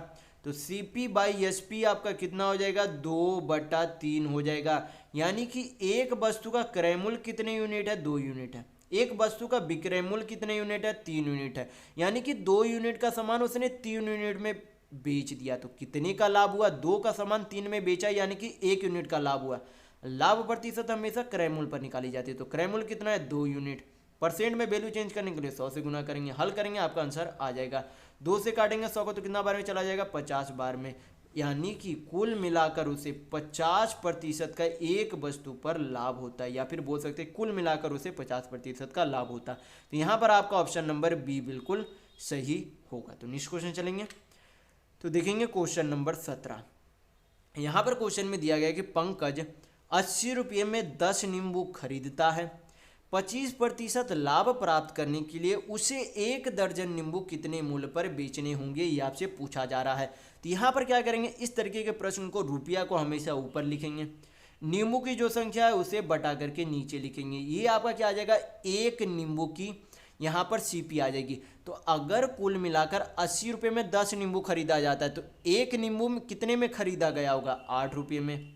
तो 25% लाभ कमाने के लिए उसे कितने में बेचेगा, तो 8 का कोई सामान 25% का फ्रैक्शन वैल्यू कितना हो जाता है, 1/4। मैं इसी वीडियो में आपको बता चुका हूँ कि परसेंट को फ्रैक्शन में किस तरीके से चेंज किया जाता है। तो यहाँ पर जो है 25% का फ्रैक्शन वैल्यू कितना हो गया, 1/4। तो यहाँ पर से पता चलता है कि 4 यूनिट की कोई राशि को 1 यूनिट के लाभ में बेचा जा रहा है, यानी कि 4 का सामान 1 यूनिट के लाभ यानी कि 5 यूनिट में बेचा जा रहा है। तो हल करेंगे तो क्या निकल जाएगा, 1 नींबू का विक्रय मूल्य। तो 4 दूनी 8, यानी कि 1 नींबू का विक्रय मूल्य कितना आ गया, तो 10 रुपये आ गया। 1 नींबू का विक्रय मूल्य कितना आ गया, 10 रुपये आ गया। तो आपसे पूछा जा रहा है 1 दर्जन नींबू कितने में बेचना होगा। तो 1 दर्जन में कितना नींबू, 12 नींबू। अगर 1 नींबू 10 रुपये में बेचता है तो 12 नींबू कुल मिलाकर कितने में बेचेगा, तो 12 दहें 120 रुपये में उसे बेचना होगा। तो यहाँ पर आपका ऑप्शन नंबर ए बिल्कुल सही होगा। तो नेक्स्ट क्वेश्चन चलेंगे, तो देखेंगे क्वेश्चन नंबर 18। यहाँ पर दिया गया है कि 12/5, 21/6, 9/4 तथा 18/3 का मासा यानी कि एचसीएफ क्या होगा। तो जब भी इस तरीके के फ्रैक्शन में वैल्यू दिया हुआ रहे और आपसे एचसीएफ पूछे तो इसका निकालने का तरीका क्या होता है। मैं पहले सारा यहाँ पर नंबर लिख लेता हूँ ताकि कन्फ्यूजन ना हो आगे। तो 12/5, 21/6, 9/4, 18/3। तो इस तरीके के प्रश्न में अगर आपसे बोला जाए कि एचसीएफ बताइए यानी कि मासा बताइए, तो ऊपर वाला जो भी नंबर है उसका क्या ले लेंगे, एचसीएफ यानी कि महत्तम ले लेंगे। और जो नीचे वाला नंबर है उनका क्या ले लेंगे, एलसीएम यानी कि लघुत्तम समावर्तक ले लेंगे। तो यहाँ पर एचसीएफ ले लेंगे पहले ऊपर वाले संख्या का। तो 12, 21, 9 और 18 का एचसीएफ यानी कि महत्तम कितना होता है, 3 होता है। मैंने यहाँ पर डायरेक्ट कर दिया, आप यहाँ पर जाके कॉपी पर चेक भी कर सकते हैं। आपका एचसीएफ 3 आएगा क्योंकि 3 ही ऐसी संख्या है जो तीनों में कॉमन आपको दिखेगी। तो 3 क्या हो जाएगा, तीनों संख्याओं का एचसीएफ हो जाएगा। और फिर नीचे क्या करेंगे, सभी संख्याओं का एलसीएम ले लेंगे। तो एलसीएम आपका कितना हो जाएगा, एलसीएम नीचे हो जाएगा, एलसीएम हो जाएगा 6, 4, 3 का एलसीएम तो आपका हो जाएगा 12। 12 और 5 का एलसीएम कितना हो जाएगा, 60। यानी कि 5, 6, 4 और 3 का एलसीएम कितना हो जाएगा, 60 हो जाएगा। तो यहाँ पर सिंप्लीफाई कर लेंगे इसे, 3 से 60 को काटेंगे कितना बार में चला जाएगा, 20 बार में। यानी कि ये जो है टोटल कितना आ जाएगा, 1/20 आ जाएगा। यानी कि इन चारों फ्रैक्शन नंबर का जो है जब मासा यानी कि एचसीएफ निकाला जाएगा तो कितना आएगा, 1/20 यानी कि 1/20 आएगा। तो यहाँ पर आपका ऑप्शन नंबर ए बिल्कुल सही होगा। तो नेक्स्ट क्वेश्चन चलेंगे। तो देखेंगे क्वेश्चन नंबर 19। यहाँ पर क्वेश्चन में दिया गया है कि लाभ प्रतिशत के दृष्टिकोण से निम्न में से कौन सा लेन देन सर्वश्रेष्ठ है। इसे हम लोग क्या करेंगे, रेशियो मेथड से बनाएंगे। किससे बनाएंगे, रेशियो मेथड से बनाएंगे, क्योंकि अगर आप इसे परसेंट से निकालने के लिए जाएंगे तो बहुत लंबा चला जाएगा। तो इसीलिए हम लोग क्या करेंगे, रेशियो से बनाएंगे ताकि सिंप्लीफाई करने के बाद उसका डेसिमल में आसानी से नंबर आ जाए। तो यहाँ पर जो है लाभ कितने का हो रहा है, पहले वाले ऑप्शन में 44 का, क्रय मूल्य कितना है 82। फिर अगला ऑप्शन को भी उसी तरीके से करेंगे, लाभ 40 का हो रहा है, सीपी कितना है 70 है। फिर उसी तरीके से लाभ कितना हो रहा है 26 रुपये का, और क्रय मूल्य कितना है 50 है। और डी में जो है लाभ 32 रुपये का हो रहा है और 60 रुपये क्रय मूल्य। यहाँ पर आप क्या करेंगे, सिंप्लीफाई करें पहले करेंगे तो 0, 0, 0, 0 सभी में से चला जाएगा। अब क्या करेंगे, अगर कट रहा है तो काट देंगे, या फिर डायरेक्ट ये छोटी संख्या है तो डेसिमल में डायरेक्ट सबका नंबर लाकर देखेंगे। जिसका डेसिमल में वैल्यू ज़्यादा होगा उसी का लाभ प्रतिशत भी ज़्यादा होगा। जिसका यहाँ पर डेसिमल में वैल्यू ज़्यादा आएगा उसी का लाभ प्रतिशत सबसे ज़्यादा होगा। तो यहाँ पर भाग करेंगे तो कितना हो जाएगा, 8 × 5 = 40, 4 बचा तो 0.40 यानी कि 5.5 आ जाएगा डेसिमल में। फिर भाग करेंगे तो 7 × 5 = 35, 5 × 7 = 49 यानी कि 5.7 यहाँ पर आपका डेसिमल में वैल्यू आएगा। फिर यहाँ पर भाग करेंगे तो 5 × 5 = 25, 1 × 5 = 10 यानी कि 5.2 आएगा। 6 से भाग करेंगे तो 6 × 5 = 30, 2 यानी कि 5.3 आएगा। तो यहाँ पर जो है डेसिमल में सबसे ज़्यादा वैल्यू किसका आ रहा है, 40/70 आ रहा है। तो इसी का सबसे अधिक लाभ प्रतिशत यानी कि प्रॉफिट परसेंट होगा। तो 40/70 यानी कि 40 लाभ और 70 सीपी किसका था, तो आपका ऑप्शन नंबर बी वाले का था। किसका था, ऑप्शन नंबर बी यानी कि क्रय मूल्य 70 और लाभ 40 रुपये का होगा। यहाँ पर ऑप्शन बी बिल्कुल सही होगा। तो नेक्स्ट क्वेश्चन चलेंगे। तो देखेंगे क्वेश्चन नंबर 20। यहाँ पर क्वेश्चन में दिया गया है कि 120 किलोमीटर प्रति घंटा की चाल से चलने वाली एक रेलगाड़ी 9 सेकंड में एक खंबे को पार करती है। तो रेलगाड़ी की लंबाई क्या है, यानी कि रेलगाड़ी की वही लंबाई होगी जो कि 120 किलोमीटर प्रति घंटा की चाल से उसके द्वारा 9 सेकंड में चली गई जो दूरी होगी वही आपकी क्या होगी, रेलगाड़ी की लंबाई होगी। तो दूरी निकालने का फॉर्मूला क्या होता है, दूरी निकालने का मैं इसी वीडियो में कुछ ही क्वेश्चन में के पहले बताया हूँ कि दूरी बराबर क्या होता है, चाल इंटू समय। तो चाल कितना दिया गया है, 120 किलोमीटर प्रति घंटा, 120 किलोमीटर प्रति घंटा में है, लेकिन जो हमें लंबाई चाहिए मीटर में चाहिए, और जो समय भी क्वेश्चन में दिया गया है सेकंड में दिया गया है। तो किलोमीटर प्रति घंटा के चाल को मीटर पर सेकंड में चेंज करना होगा यहाँ पर। तो किलोमीटर प्रति घंटा के चाल को मीटर पर सेकंड में चेंज करने के लिए किससे गुना करते हैं, तो 5/18 से गुना करते हैं।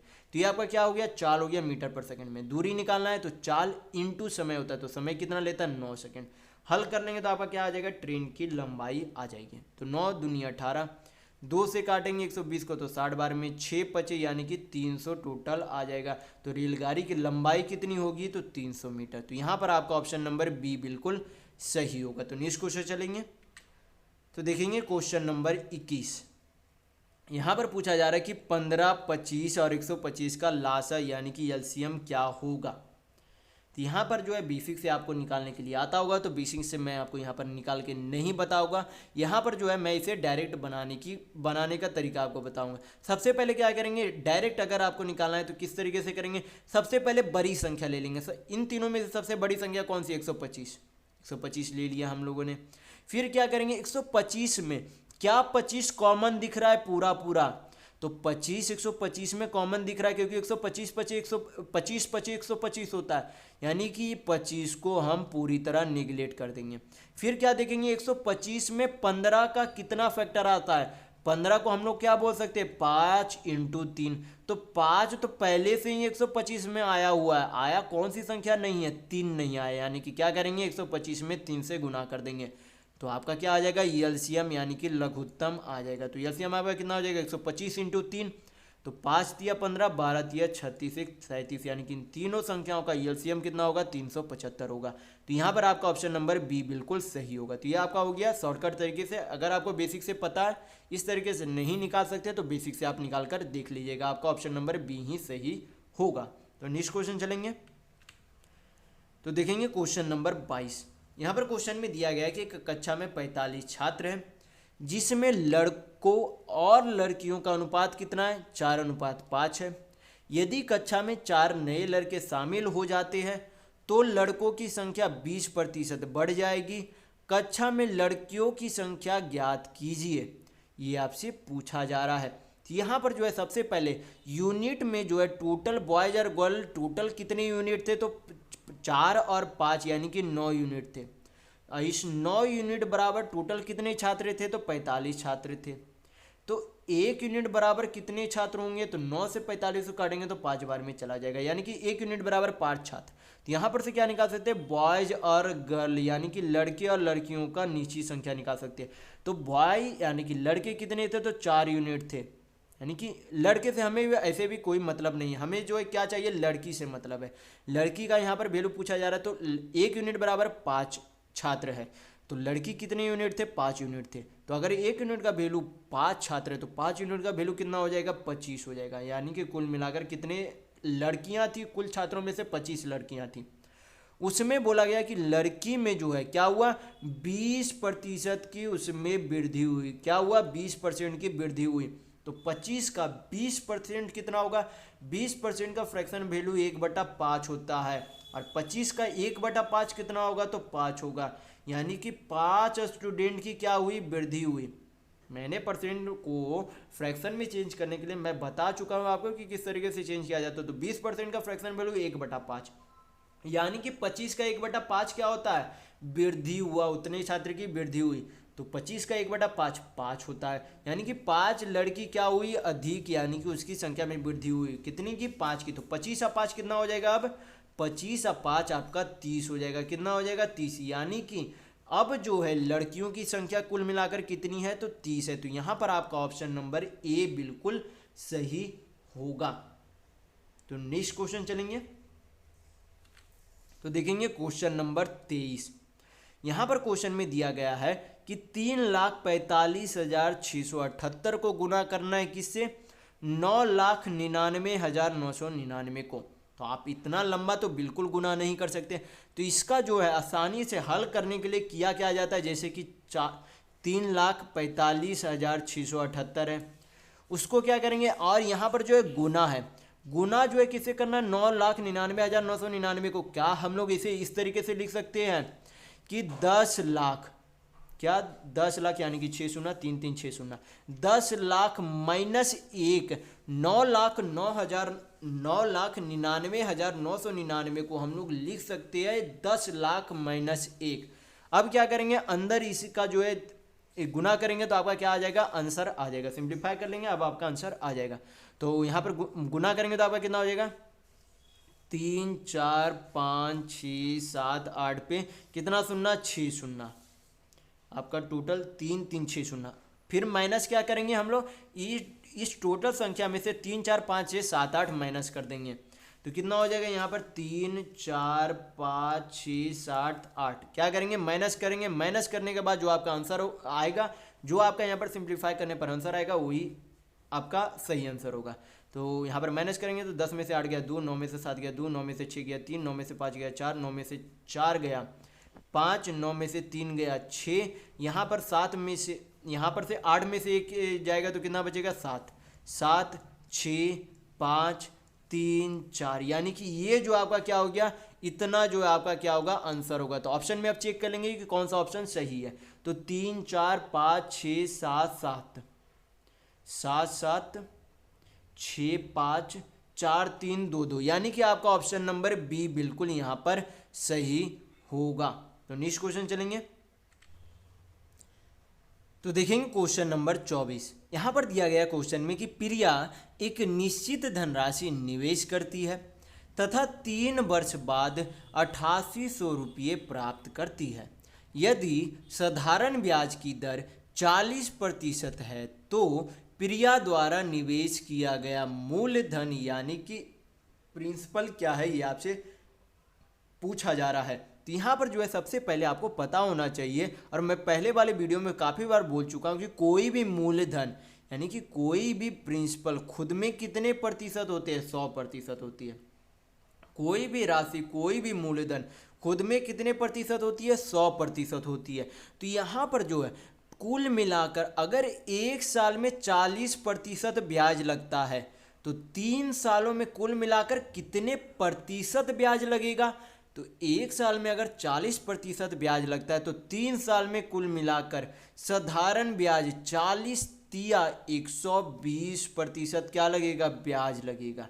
यानी कि यहाँ पर मूलधन 100%, ब्याज उस पर 120%, तो टोटल आपका अमाउंट यानी कि मिश्र धन कितने प्रतिशत होगा, क्योंकि मूलधन और साधारण ब्याज का योग ही क्या होता है, अमाउंट यानी कि मिश्र धन होता है। तो 100% मूलधन और 120% साधारण ब्याज, यानी कि कुल मिलाकर कुल जो आपका मिश्र धन है कितना है, 220%। और इस 220% का वैल्यू कितना दिया गया है, 8800 रुपया दिया गया है। तो यहाँ पर से क्या निकाल सकते हैं हम लोग, 1% का वैल्यू निकाल सकते हैं। हल करेंगे, 1 0 1 0 चला जाएगा, 22 चौक आपका कितना हो जाएगा 88, यानी कि 1% का वैल्यू कितना है, 40 रुपये। हमें क्या चाहिए, मूलधन चाहिए, यानी कि 100% का वैल्यू चाहिए। तो क्या करेंगे, दोनों तरफ 100 से गुना करेंगे। क्या करेंगे, दोनों तरफ 100 से गुना करेंगे। तो 100% का वैल्यू कितना हो जाएगा, 100% का वैल्यू 40 × 100 कितना हो जाएगा, 4000 हो जाएगा। यानी कि वह मूलधन कितनी थी, तो 4000 रुपये थी। तो यहाँ पर आपका ऑप्शन नंबर सी बिल्कुल सही होगा। तो नेक्स्ट क्वेश्चन चलेंगे। तो देखेंगे क्वेश्चन नंबर 25। यहाँ पर क्वेश्चन में दिया गया कि एक बल्लेबाज एक दिवसीय मैच में 150 रन जो है बनाता है। उसने 20 चौके तथा 5 छक्के लगाए, तो उसके द्वारा विकेटों के बीच दौड़कर लिए गए रनों के प्रतिशत की गणना कीजिए। ये आपसे पूछा जा रहा है कि उसने जो है कितने प्रतिशत विकेटों के बीच दौड़कर रन बनाए। तो यहाँ पर सबसे पहले जो है टोटल कितना रन बनाया गया, तो 150 रन बनाया गया एक बल्लेबाज के द्वारा। उसमें से उसने 20 चौके मारे, तो एक चौका का कितना रन होता है, 4 रन होता है। तो 20 चौका का कितना रन हो जाएगा, 80 रन हो जाएगा। तो 80 रन उसने चौके से बनाए। फिर बोला कि उसने 5 छक्के मारे, तो एक छक्के का कितना रन होता है, 6 रन होता है। तो 5 छक्के का कितना रन हो जाएगा, 6 × 5 30 रन। यानी कि 80 रन चौके साथ 30 रन छक्के से बनाए। तो कुल मिलाकर बाउंड्री से कितना रन बनाया, तो 80 रन 30 रन, यानी कि कुल मिलाकर बाउंड्री से 110 रन बनाया। तो जब कुल रन में से 110 रन माइनस करेंगे तो आपका क्या निकल जाएगा, वह रन निकलेगा जो उसने विकेटों के बीच दौड़कर बनाया है। तो 150 - 110 करेंगे तो कितना हो जाएगा, 40, यानी कि 40 रन उसने विकेट के बीच दौड़कर बनाएगा। लेकिन यहाँ पर परसेंट में वैल्यू चाहिए, तो परसेंट में वैल्यू निकालने के लिए किससे तुलना करेंगे, टोटल रन से तुलना करेंगे। तो यहाँ पर कितना रन टोटल था, 150। परसेंट में वैल्यू चाहिए तो 100 से गुना करेंगे। हल करेंगे, सिंप्लीफाई करेंगे तो आपका आंसर आ जाएगा 50 से। तो 50 दूनी 100, 50 तिया 150, 40 दूनी कितना हो जाएगा, 80/3%। आपका तो डेसिमल में वैल्यू है तो यहाँ पर डेसिमल में वैल्यू निकालेंगे तो आपका कितना हो जाएगा, 3 दूनी 6, आपका कितना बचा, 2 बचा 20, यानी कि 3 छक 18, फिर 3 छक 18, यानी कि 26.67% आपका लगभग में यानी कि अप्रॉक्स में आपका आंसर आएगा। तो यहाँ पर आपका ऑप्शन नंबर डी बिल्कुल सही होगा। तो नेक्स्ट क्वेश्चन चलेंगे, तो देखेंगे क्वेश्चन नंबर 26।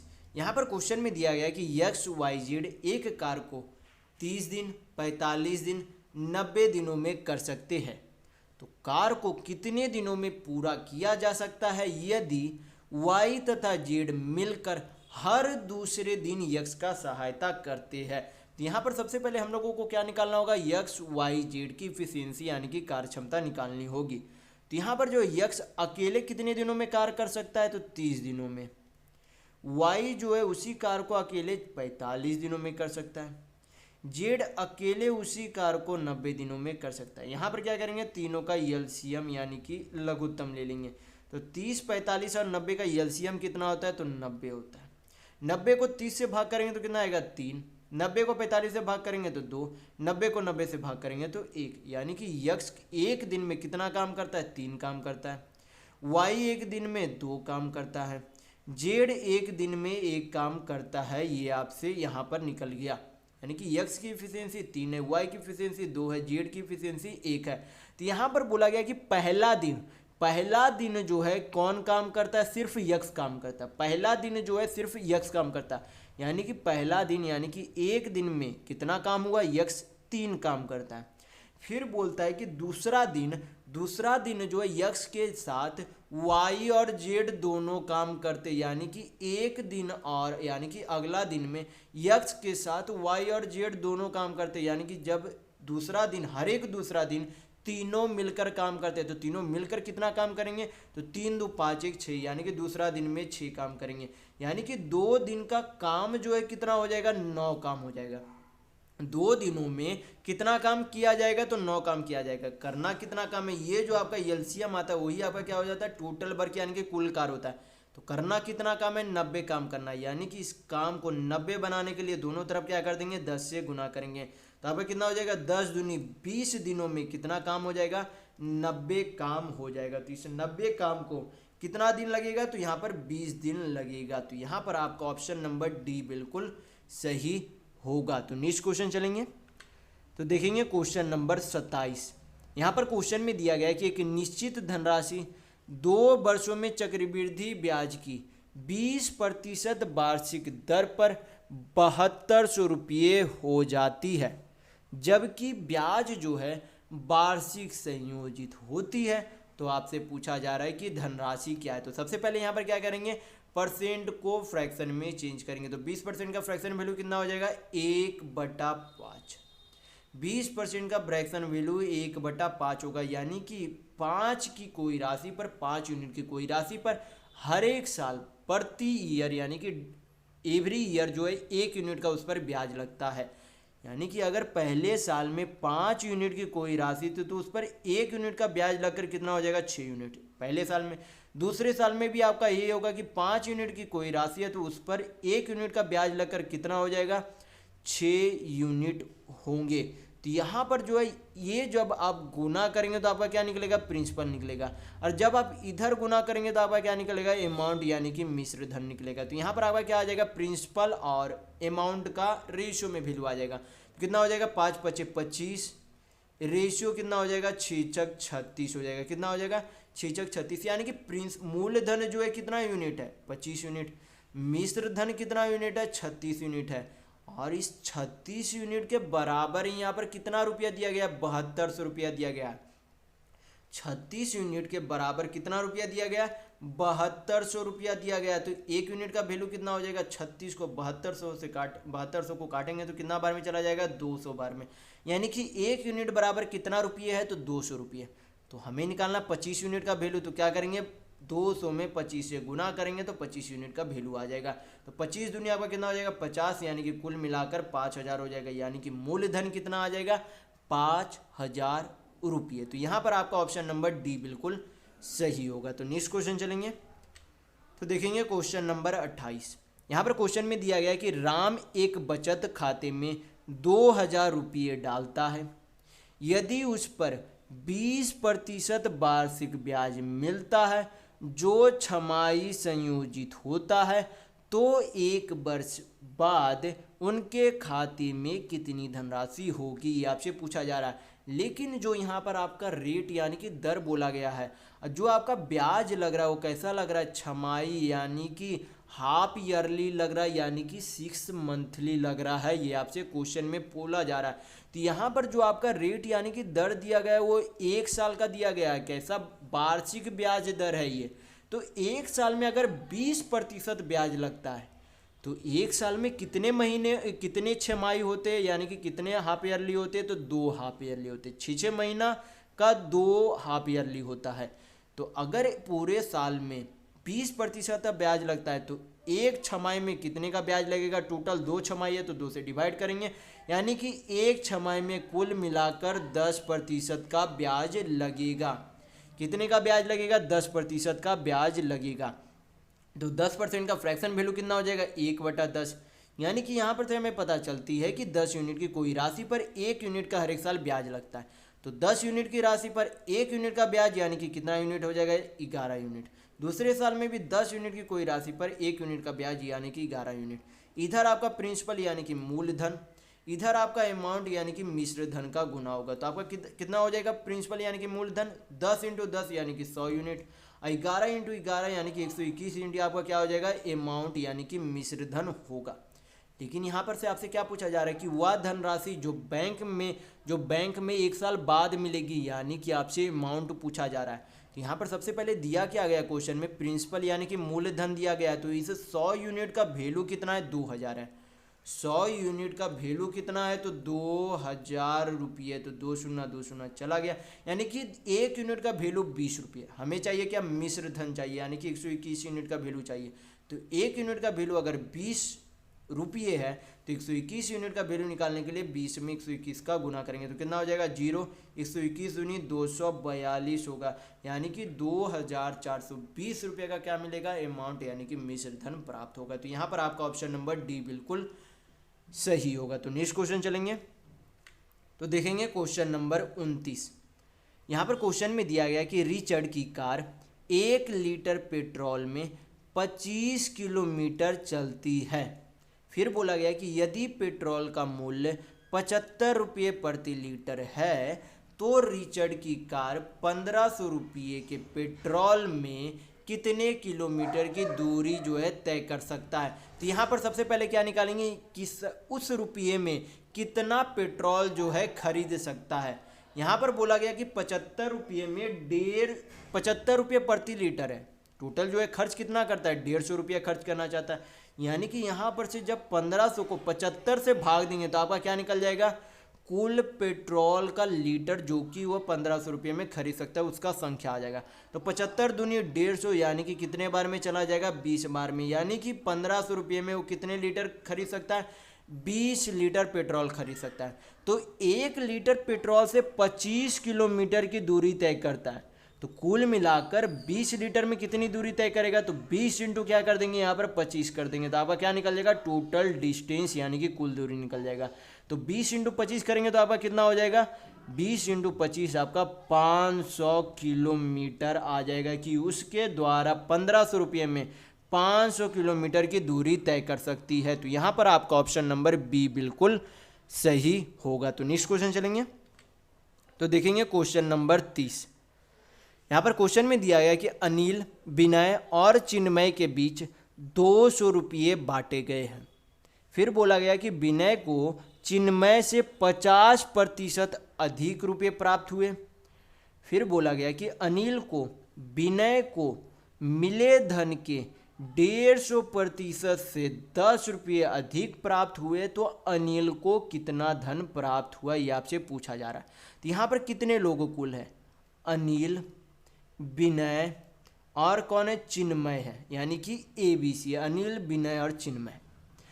कुल 200 रुपया बांटा जाता है। किस हिसाब से बांटा जाता है, बोला कि विनय को चिन्मय से 50% अधिक मिलता है तो 50% का फ्रैक्शन वैल्यू कितना होगा, 1/2। यानी कि विनय को चिन्मय से 50 रुपया अधिक मिलता है, यानी कि चिन्मय को जो है कितने यूनिट धनराशि मिलता है, 2 यूनिट धनराशि मिलता है। चिन्मय को जो है कितने यूनिट धनराशि मिलता है, 2 यूनिट धनराशि मिलता है। और यहाँ पर बोला गया है कि उससे 1 यूनिट अधिक जो है किसे मिलता है, विनय को मिलता है। यानी कि अगर चिन्मय को 2 यूनिट मिल रहा है तो विनय को कितने यूनिट मिलेगा, 3 यूनिट मिलेगा। कितने यूनिट मिलेगा, 3 यूनिट मिलेगा। फिर उसके बाद बोला गया कि अनिल को विनय को मिले धन के 150% यानी कि 3 यूनिट का 150% से, यहाँ पर क्या कर लेते, यक्स मान लेते ताकि आगे कन्फ्यूजन हो इसे हल करने में। तो क्या किया हम लोगों ने, यक्स मान लिया। यानी कि अगर विनय 3 यक्स है, इसका 150% से 10 रुपया अधिक है, तो इसका जो है 150% कितना हो जाएगा, 3 यक्स का 150% 4.5 यक्स होगा। आप कॉपी पर निकाल के देखिएगा, 3 यक्स का 150% 4.5 यक्स ही आएगा। इससे भी 10 रुपया अधिक इसे क्या होता है, प्राप्त होता है। यानी कि यहाँ पर क्या निकल गया, तीनों के राशियों का अलग अलग रेशियो में मान आ गया। किस में आ गया, रेशियो में मान आ गया। तो अब क्या करेंगे, यहाँ पर हम लोग टोटल जो है रेशियो का योग बराबर क्या करेंगे, कुल रुपये के बराबर कर देंगे। तो कितना हो जाएगा, 3 2 5 एक्स 5 4 9.5 एक्स, कितना हो गया 9.5 एक्स प्लस 10 रुपये बराबर क्या हो जाएगा, इधर भी टोटल रुपये था, टोटल रुपये कितने थे, 200 रुपये थे। तो हल करेंगे यहाँ पर, तो 9.5 एक्स को हम लोग क्या लिख सकते हैं, 19/2 एक्स लिख सकते हैं। 10 उधर जाएगा तो कितना हो जाएगा, 190। 19 से 190 काटेंगे तो कितना बार में चला जाएगा, 10 बार में चला जाएगा। यक्स बराबर आपका वैल्यू कितना आ गया, यक्स बराबर आपका वैल्यू आ गया 20। कितना आ गया, 20 आ गया। अब क्या पूछा जा रहा है कि अनिल को कितना धन प्राप्त हुआ, यानी कि क्या करेंगे, इसमें अनिल वाले इस वाले रेशियो का यूनिट में क्या करेंगे, यक्स का वैल्यू पुट करेंगे, आपका आंसर आ जाएगा। यक्स का वैल्यू जब पुट करेंगे तो 20 × 4.5 करेंगे तो कितना हो जाएगा, 90। 20 चौक 80 और 10, यानी कि 80 और 10 90, प्लस आपका कितना हो जाएगा 10, तो 90 और 10 आपका कितना हो गया 100। यानी कि अनिल को कुल मिलाकर कुल धनराशि का 100 रुपये प्राप्त होता है। तो यहाँ पर आपका ऑप्शन नंबर ए बिल्कुल सही होगा। तो नेक्स्ट क्वेश्चन चलेंगे, तो देखेंगे क्वेश्चन नंबर 31। यहाँ पर क्वेश्चन में दिया गया है कि 2 रेलगाड़ियों की चालों का अनुपात कितना है, 4:5 है। फिर बोला गया कि यदि दूसरी रेलगाड़ी 8 घंटे में 800 किलोमीटर की दूरी तय करती है तो रेलगाड़ी की चाल यानी कि स्पीड क्या है। तो चाल बराबर, मैंने इस वीडियो में आपको बताया कि चाल बराबर आपका क्या होता है, दूरी बटा समय होता है। ये आप हमेशा ध्यान रखिएगा कि चाल बराबर दूरी बटा समय यानी कि स्पीड बराबर डिस्टेंस बाई टाइम होता है। यहाँ पर सबसे पहले निकाल लेंगे कि दूसरी रेलगाड़ी की जो है स्पीड यानी कि उसकी चाल क्या है। चाल बराबर दूरी बटा समय, दूरी कितना ट्रैवल करता है, 800 किलोमीटर, कितने समय में, 8 घंटे में। तो 800/8 यानी कि कितना आ जाएगा, 100 किलोमीटर प्रति घंटा। ये किसकी चाल है, दूसरी रेलगाड़ी की चाल है। और दूसरी रेलगाड़ी की चाल यहाँ पर रेशियो में कितना वैल्यू दिया गया, 5 यूनिट दिया गया। यानी कि इस 5 यूनिट का वैल्यू कितना है, 100 किलोमीटर प्रति घंटा। तो 1 यूनिट का वैल्यू निकालने के लिए क्या करेंगे, 5 से डिवाइड करेंगे तो कितना आ जाएगा, 20 किलोमीटर प्रति घंटा। हमें क्या चाहिए, पहले वाले ट्रेन की चाल चाहिए।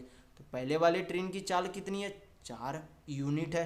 तो क्या करेंगे, इसमें 4 से गुना कर देंगे, सिंप्लीफाई कर लेंगे, आपका आंसर आ जाएगा। 5 से काटेंगे 100 को तो 20 बार में, 20 × 4 करेंगे तो कितना हो जाएगा, 80 किलोमीटर प्रति घंटा। क्या आ जाएगी, आपकी पहले ट्रेन की चाल आएगी।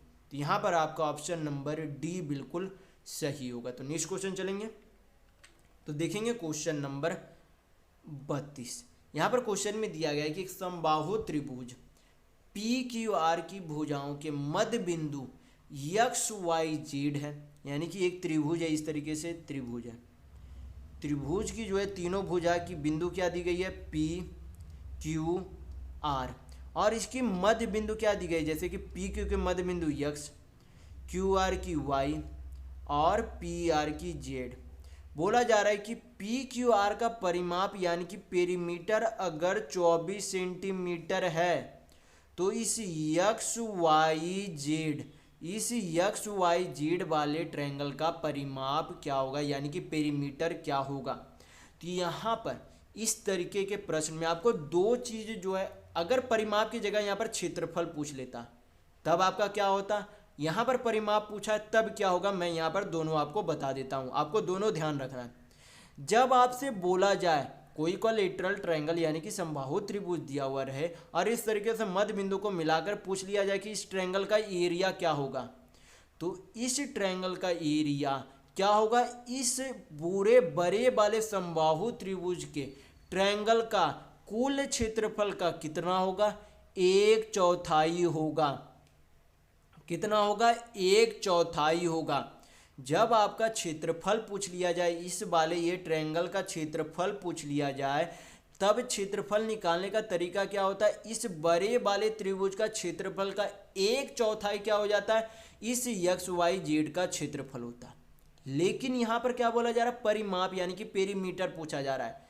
तो परिमाप में क्या होता है, परिमाप में इस पूरे बड़े वाले त्रिभुज का, इस पूरे बड़े वाले त्रिभुज के परिमाप का आधा यानी कि हाफ इस XYZ का परिमाप होता है। तो क्षेत्रफल में 1/4 हो जाता है और परिमाप में क्या हो जाता है, आधा यानी कि 1/2 होता है। तो परिमाप निकालने के लिए क्या करना है, कुछ नहीं करना है। 24 कुल परिमाप दिया गया, उसका आधा परिमाप क्या हो जाएगा, इस XYZ का परिमाप हो जाएगा। तो 24 को 2 से भाग करेंगे तो कितना आ जाएगा, 12 सेंटीमीटर। यहाँ पर आपका ऑप्शन नंबर ए बिल्कुल सही होगा। तो दोनों आप ध्यान रखिएगा, जब क्षेत्रफल पूछे तो 1/4, परिमाप पूछे तो आधा। तो नेक्स्ट क्वेश्चन चलेंगे, तो देखेंगे क्वेश्चन नंबर 33। यहाँ पर क्वेश्चन में दिया गया है कि 200 व्यक्तियों में से एक गांव में से 11 लोग साक्षर है, तो गांव में निरक्षर व्यक्तियों का प्रतिशत क्या है, ये आपसे पूछा जा रहा है। तो टोटल व्यक्ति 200 है, उसमें से 11 लोग एजुकेटेड यानी कि लिटरेट है।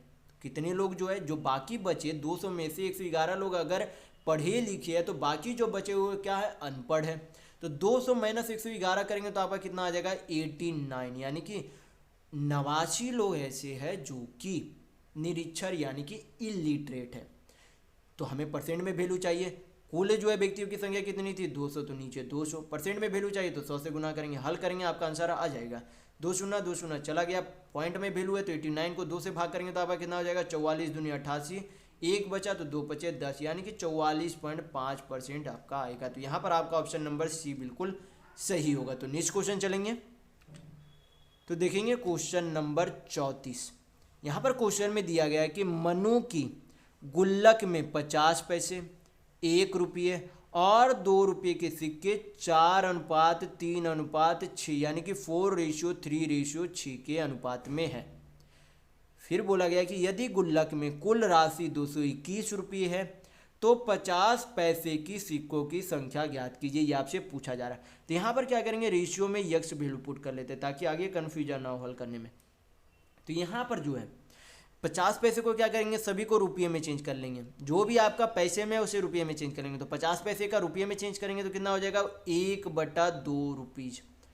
रुपये को कैसे पैसे में, मतलब पैसे को रुपये में कैसे चेंज करते हैं, तो 50 पैसा, 1 रुपये में 100 पैसे होते हैं तो 100 से डिवाइड कर देंगे, 50 से 100 को काटेंगे, 2 बार में चला जाएगा, यानी कि 50 पैसे को 1/2 रुपये लिख सकते हैं। तो हमें यहाँ पर फिर 1 रुपये, यहाँ पर 2 रुपया, सभी क्या आ गया, आप सब रुपये में आ गए, किस में आ गए, रुपये में आ गए। तो यहाँ पर देखेंगे कि 50 पैसे यानी कि 1/2 रुपये के सिक्कों की संख्या कितनी है, 4x संख्या है। तो कुल रुपये यानी कि 50 पैसे का कुल रुपये कितना हो जाएगा, तो वह 1/2 इंटू 4x करेंगे तो कितना आ जाएगा, 2x, यानी कि 50 पैसे का कुल मूल्य कितना है, 2x है। उसी तरीके से 1 रुपये के कितने सिक्के, 3x सिक्के है। तो गुना करेंगे तो क्या निकल जाएगा, 1 रुपये का कुल मूल्य यानी कि टोटल कितना रुपया है 1 रुपया का, तो कितना हो जाएगा, 3x हो जाएगा, यानी कि 1 रुपये का कुल मूल्य 3x रुपया। उसी तरीके से 2 रुपये के कितने सिक्के, 6 सिक्के, तो कुल मूल्य कितना हो जाएगा, 6 दूनी 12x हो जाएगा। यानी कि ये अगर आप जोड़ देंगे तो यहाँ पर कितना हो जाएगा, टोटल रुपये हो जाएगा। टोटल यहाँ पर रुपये में कितना दिया गया है, 221 रुपये दिया गया है। यहाँ पर क्या करेंगे, हल करेंगे, यक्स का वैल्यू निकालेंगे। तो यक्स का वैल्यू कितना आएगा, पहले जोड़ लेते हैं, तो 12 3 15, 15 2 आपका कितना हो जाएगा, 17x। 17x बराबर कितना, 221 रुपये। 17 से काटेंगे तो 17, 1 5 7 3 51, यानी कि यक्स का वैल्यू कितना आ गया, 13 रुपये।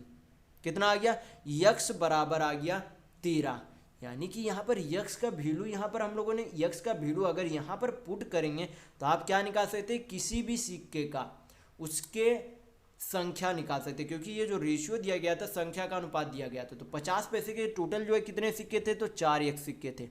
तो अगर यक्स का मान 13 है तो 4 यक्स का मान कितना हो जाएगा, तो 13 का वैल्यू क्या करेंगे, यक्स का वैल्यू 13 पुट करेंगे तो 13 इंटू 4 कितना हो जाएगा, 13 चौक 52, यानी कि 50 पैसे के कुल मिलाकर 52 सिक्के थे। तो यहाँ पर आपका ऑप्शन नंबर बी बिल्कुल सही होगा। तो नेक्स्ट क्वेश्चन चलेंगे, तो देखेंगे क्वेश्चन नंबर 35। यहाँ पर क्वेश्चन में दिया गया है कि हल कीजिए 4/11, 2/7, 3/5 का यहाँ पर जोड़कर कितना होगा, सिंप्लीफाई करके कितना होगा। तो 11, 7 और 5 का एलसीएम कितना होगा। तीनों क्या है, एक दूसरे से प्राइम नंबर है, तीनों प्राइम नंबर है, यानी कि तीनों का गुणज ही क्या होगा, एलसीएम होगा। तो 11 इंटू 7 तो 77, 77 पचे तो 7 पचे 35, 3 7 पचे 35, 3 38, यानी कि 385 नीचे आएगा। 385 तो नीचे आएगा। यहाँ पर फिर क्या करेंगे, 11 नीचे है तो 11 कितने बार में, 7 पचे 35, 35 दूनी 70 दूनी 140 आएगा ऊपर, प्लस 7 है तो 11 पचे 55, 55 दूनी आपका कितना हो जाएगा 110, प्लस यहाँ पर 11 सत्ते 77, 77 तो आपका कितना हो जाएगा 7 21, 7 21 और 2 आपका कितना हो जाएगा 7 21, 1 तो 2 बचा, 7 21 2 23। अब क्या करेंगे, ऊपर वाले को सभी जोड़ देंगे तो 1 3 1 4 4 4 8 2 1 3 1 4, यानी कि 481 बटा कितना आएगा 385 आएगा यहाँ पर, यानी कि आपका ऑप्शन नंबर यहाँ पर सी बिल्कुल सही होगा। तो सिंपल सा आपको क्या करना था, इसे सिंप्लीफाई कर लेना था। तो नेक्स्ट क्वेश्चन चलेंगे, तो देखेंगे क्वेश्चन नंबर 36। यहाँ पर क्वेश्चन में दिया गया है, ये जो है नंबर दिए गए उसका पूछा जा रहा है कि इकाई अंक क्या होगा। तो जब भी यहाँ पर क्या दिख रहा है आपको, यहाँ पर 5 दिख रहा है और यहाँ पर क्या दिख रहा है कि इस संख्या में एक जो है आपका इवेन नंबर 2 का गुणज तो बिल्कुल ही होगा। क्या 2224 में 2 का गुणज नहीं बन रहा है, तो 2 का गुणज बिल्कुल बन रहा है।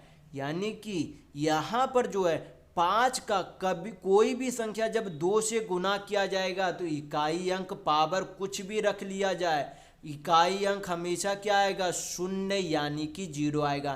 क्योंकि 2224 का एक फैक्टर 2 यानी कि 2224 का एक गुणज एक फैक्टर 2 तो बिल्कुल ही होगा। और यहाँ पर इसका इकाई अंक तो 5 है ही, यानी कि 5 का जब 2 से गुना करेंगे और उसे किसी भी संख्या से फिर गुना किया जाएगा तो 0 ही इकाई अंक आएगा, यानी कि यूनिट डिजिट हर स्थिति में आपका क्या होगा, 0 ही होगा, यानी कि आपका ऑप्शन नंबर ए बिल्कुल सही होगा। तो नेक्स्ट क्वेश्चन चलेंगे, तो देखेंगे क्वेश्चन नंबर 37।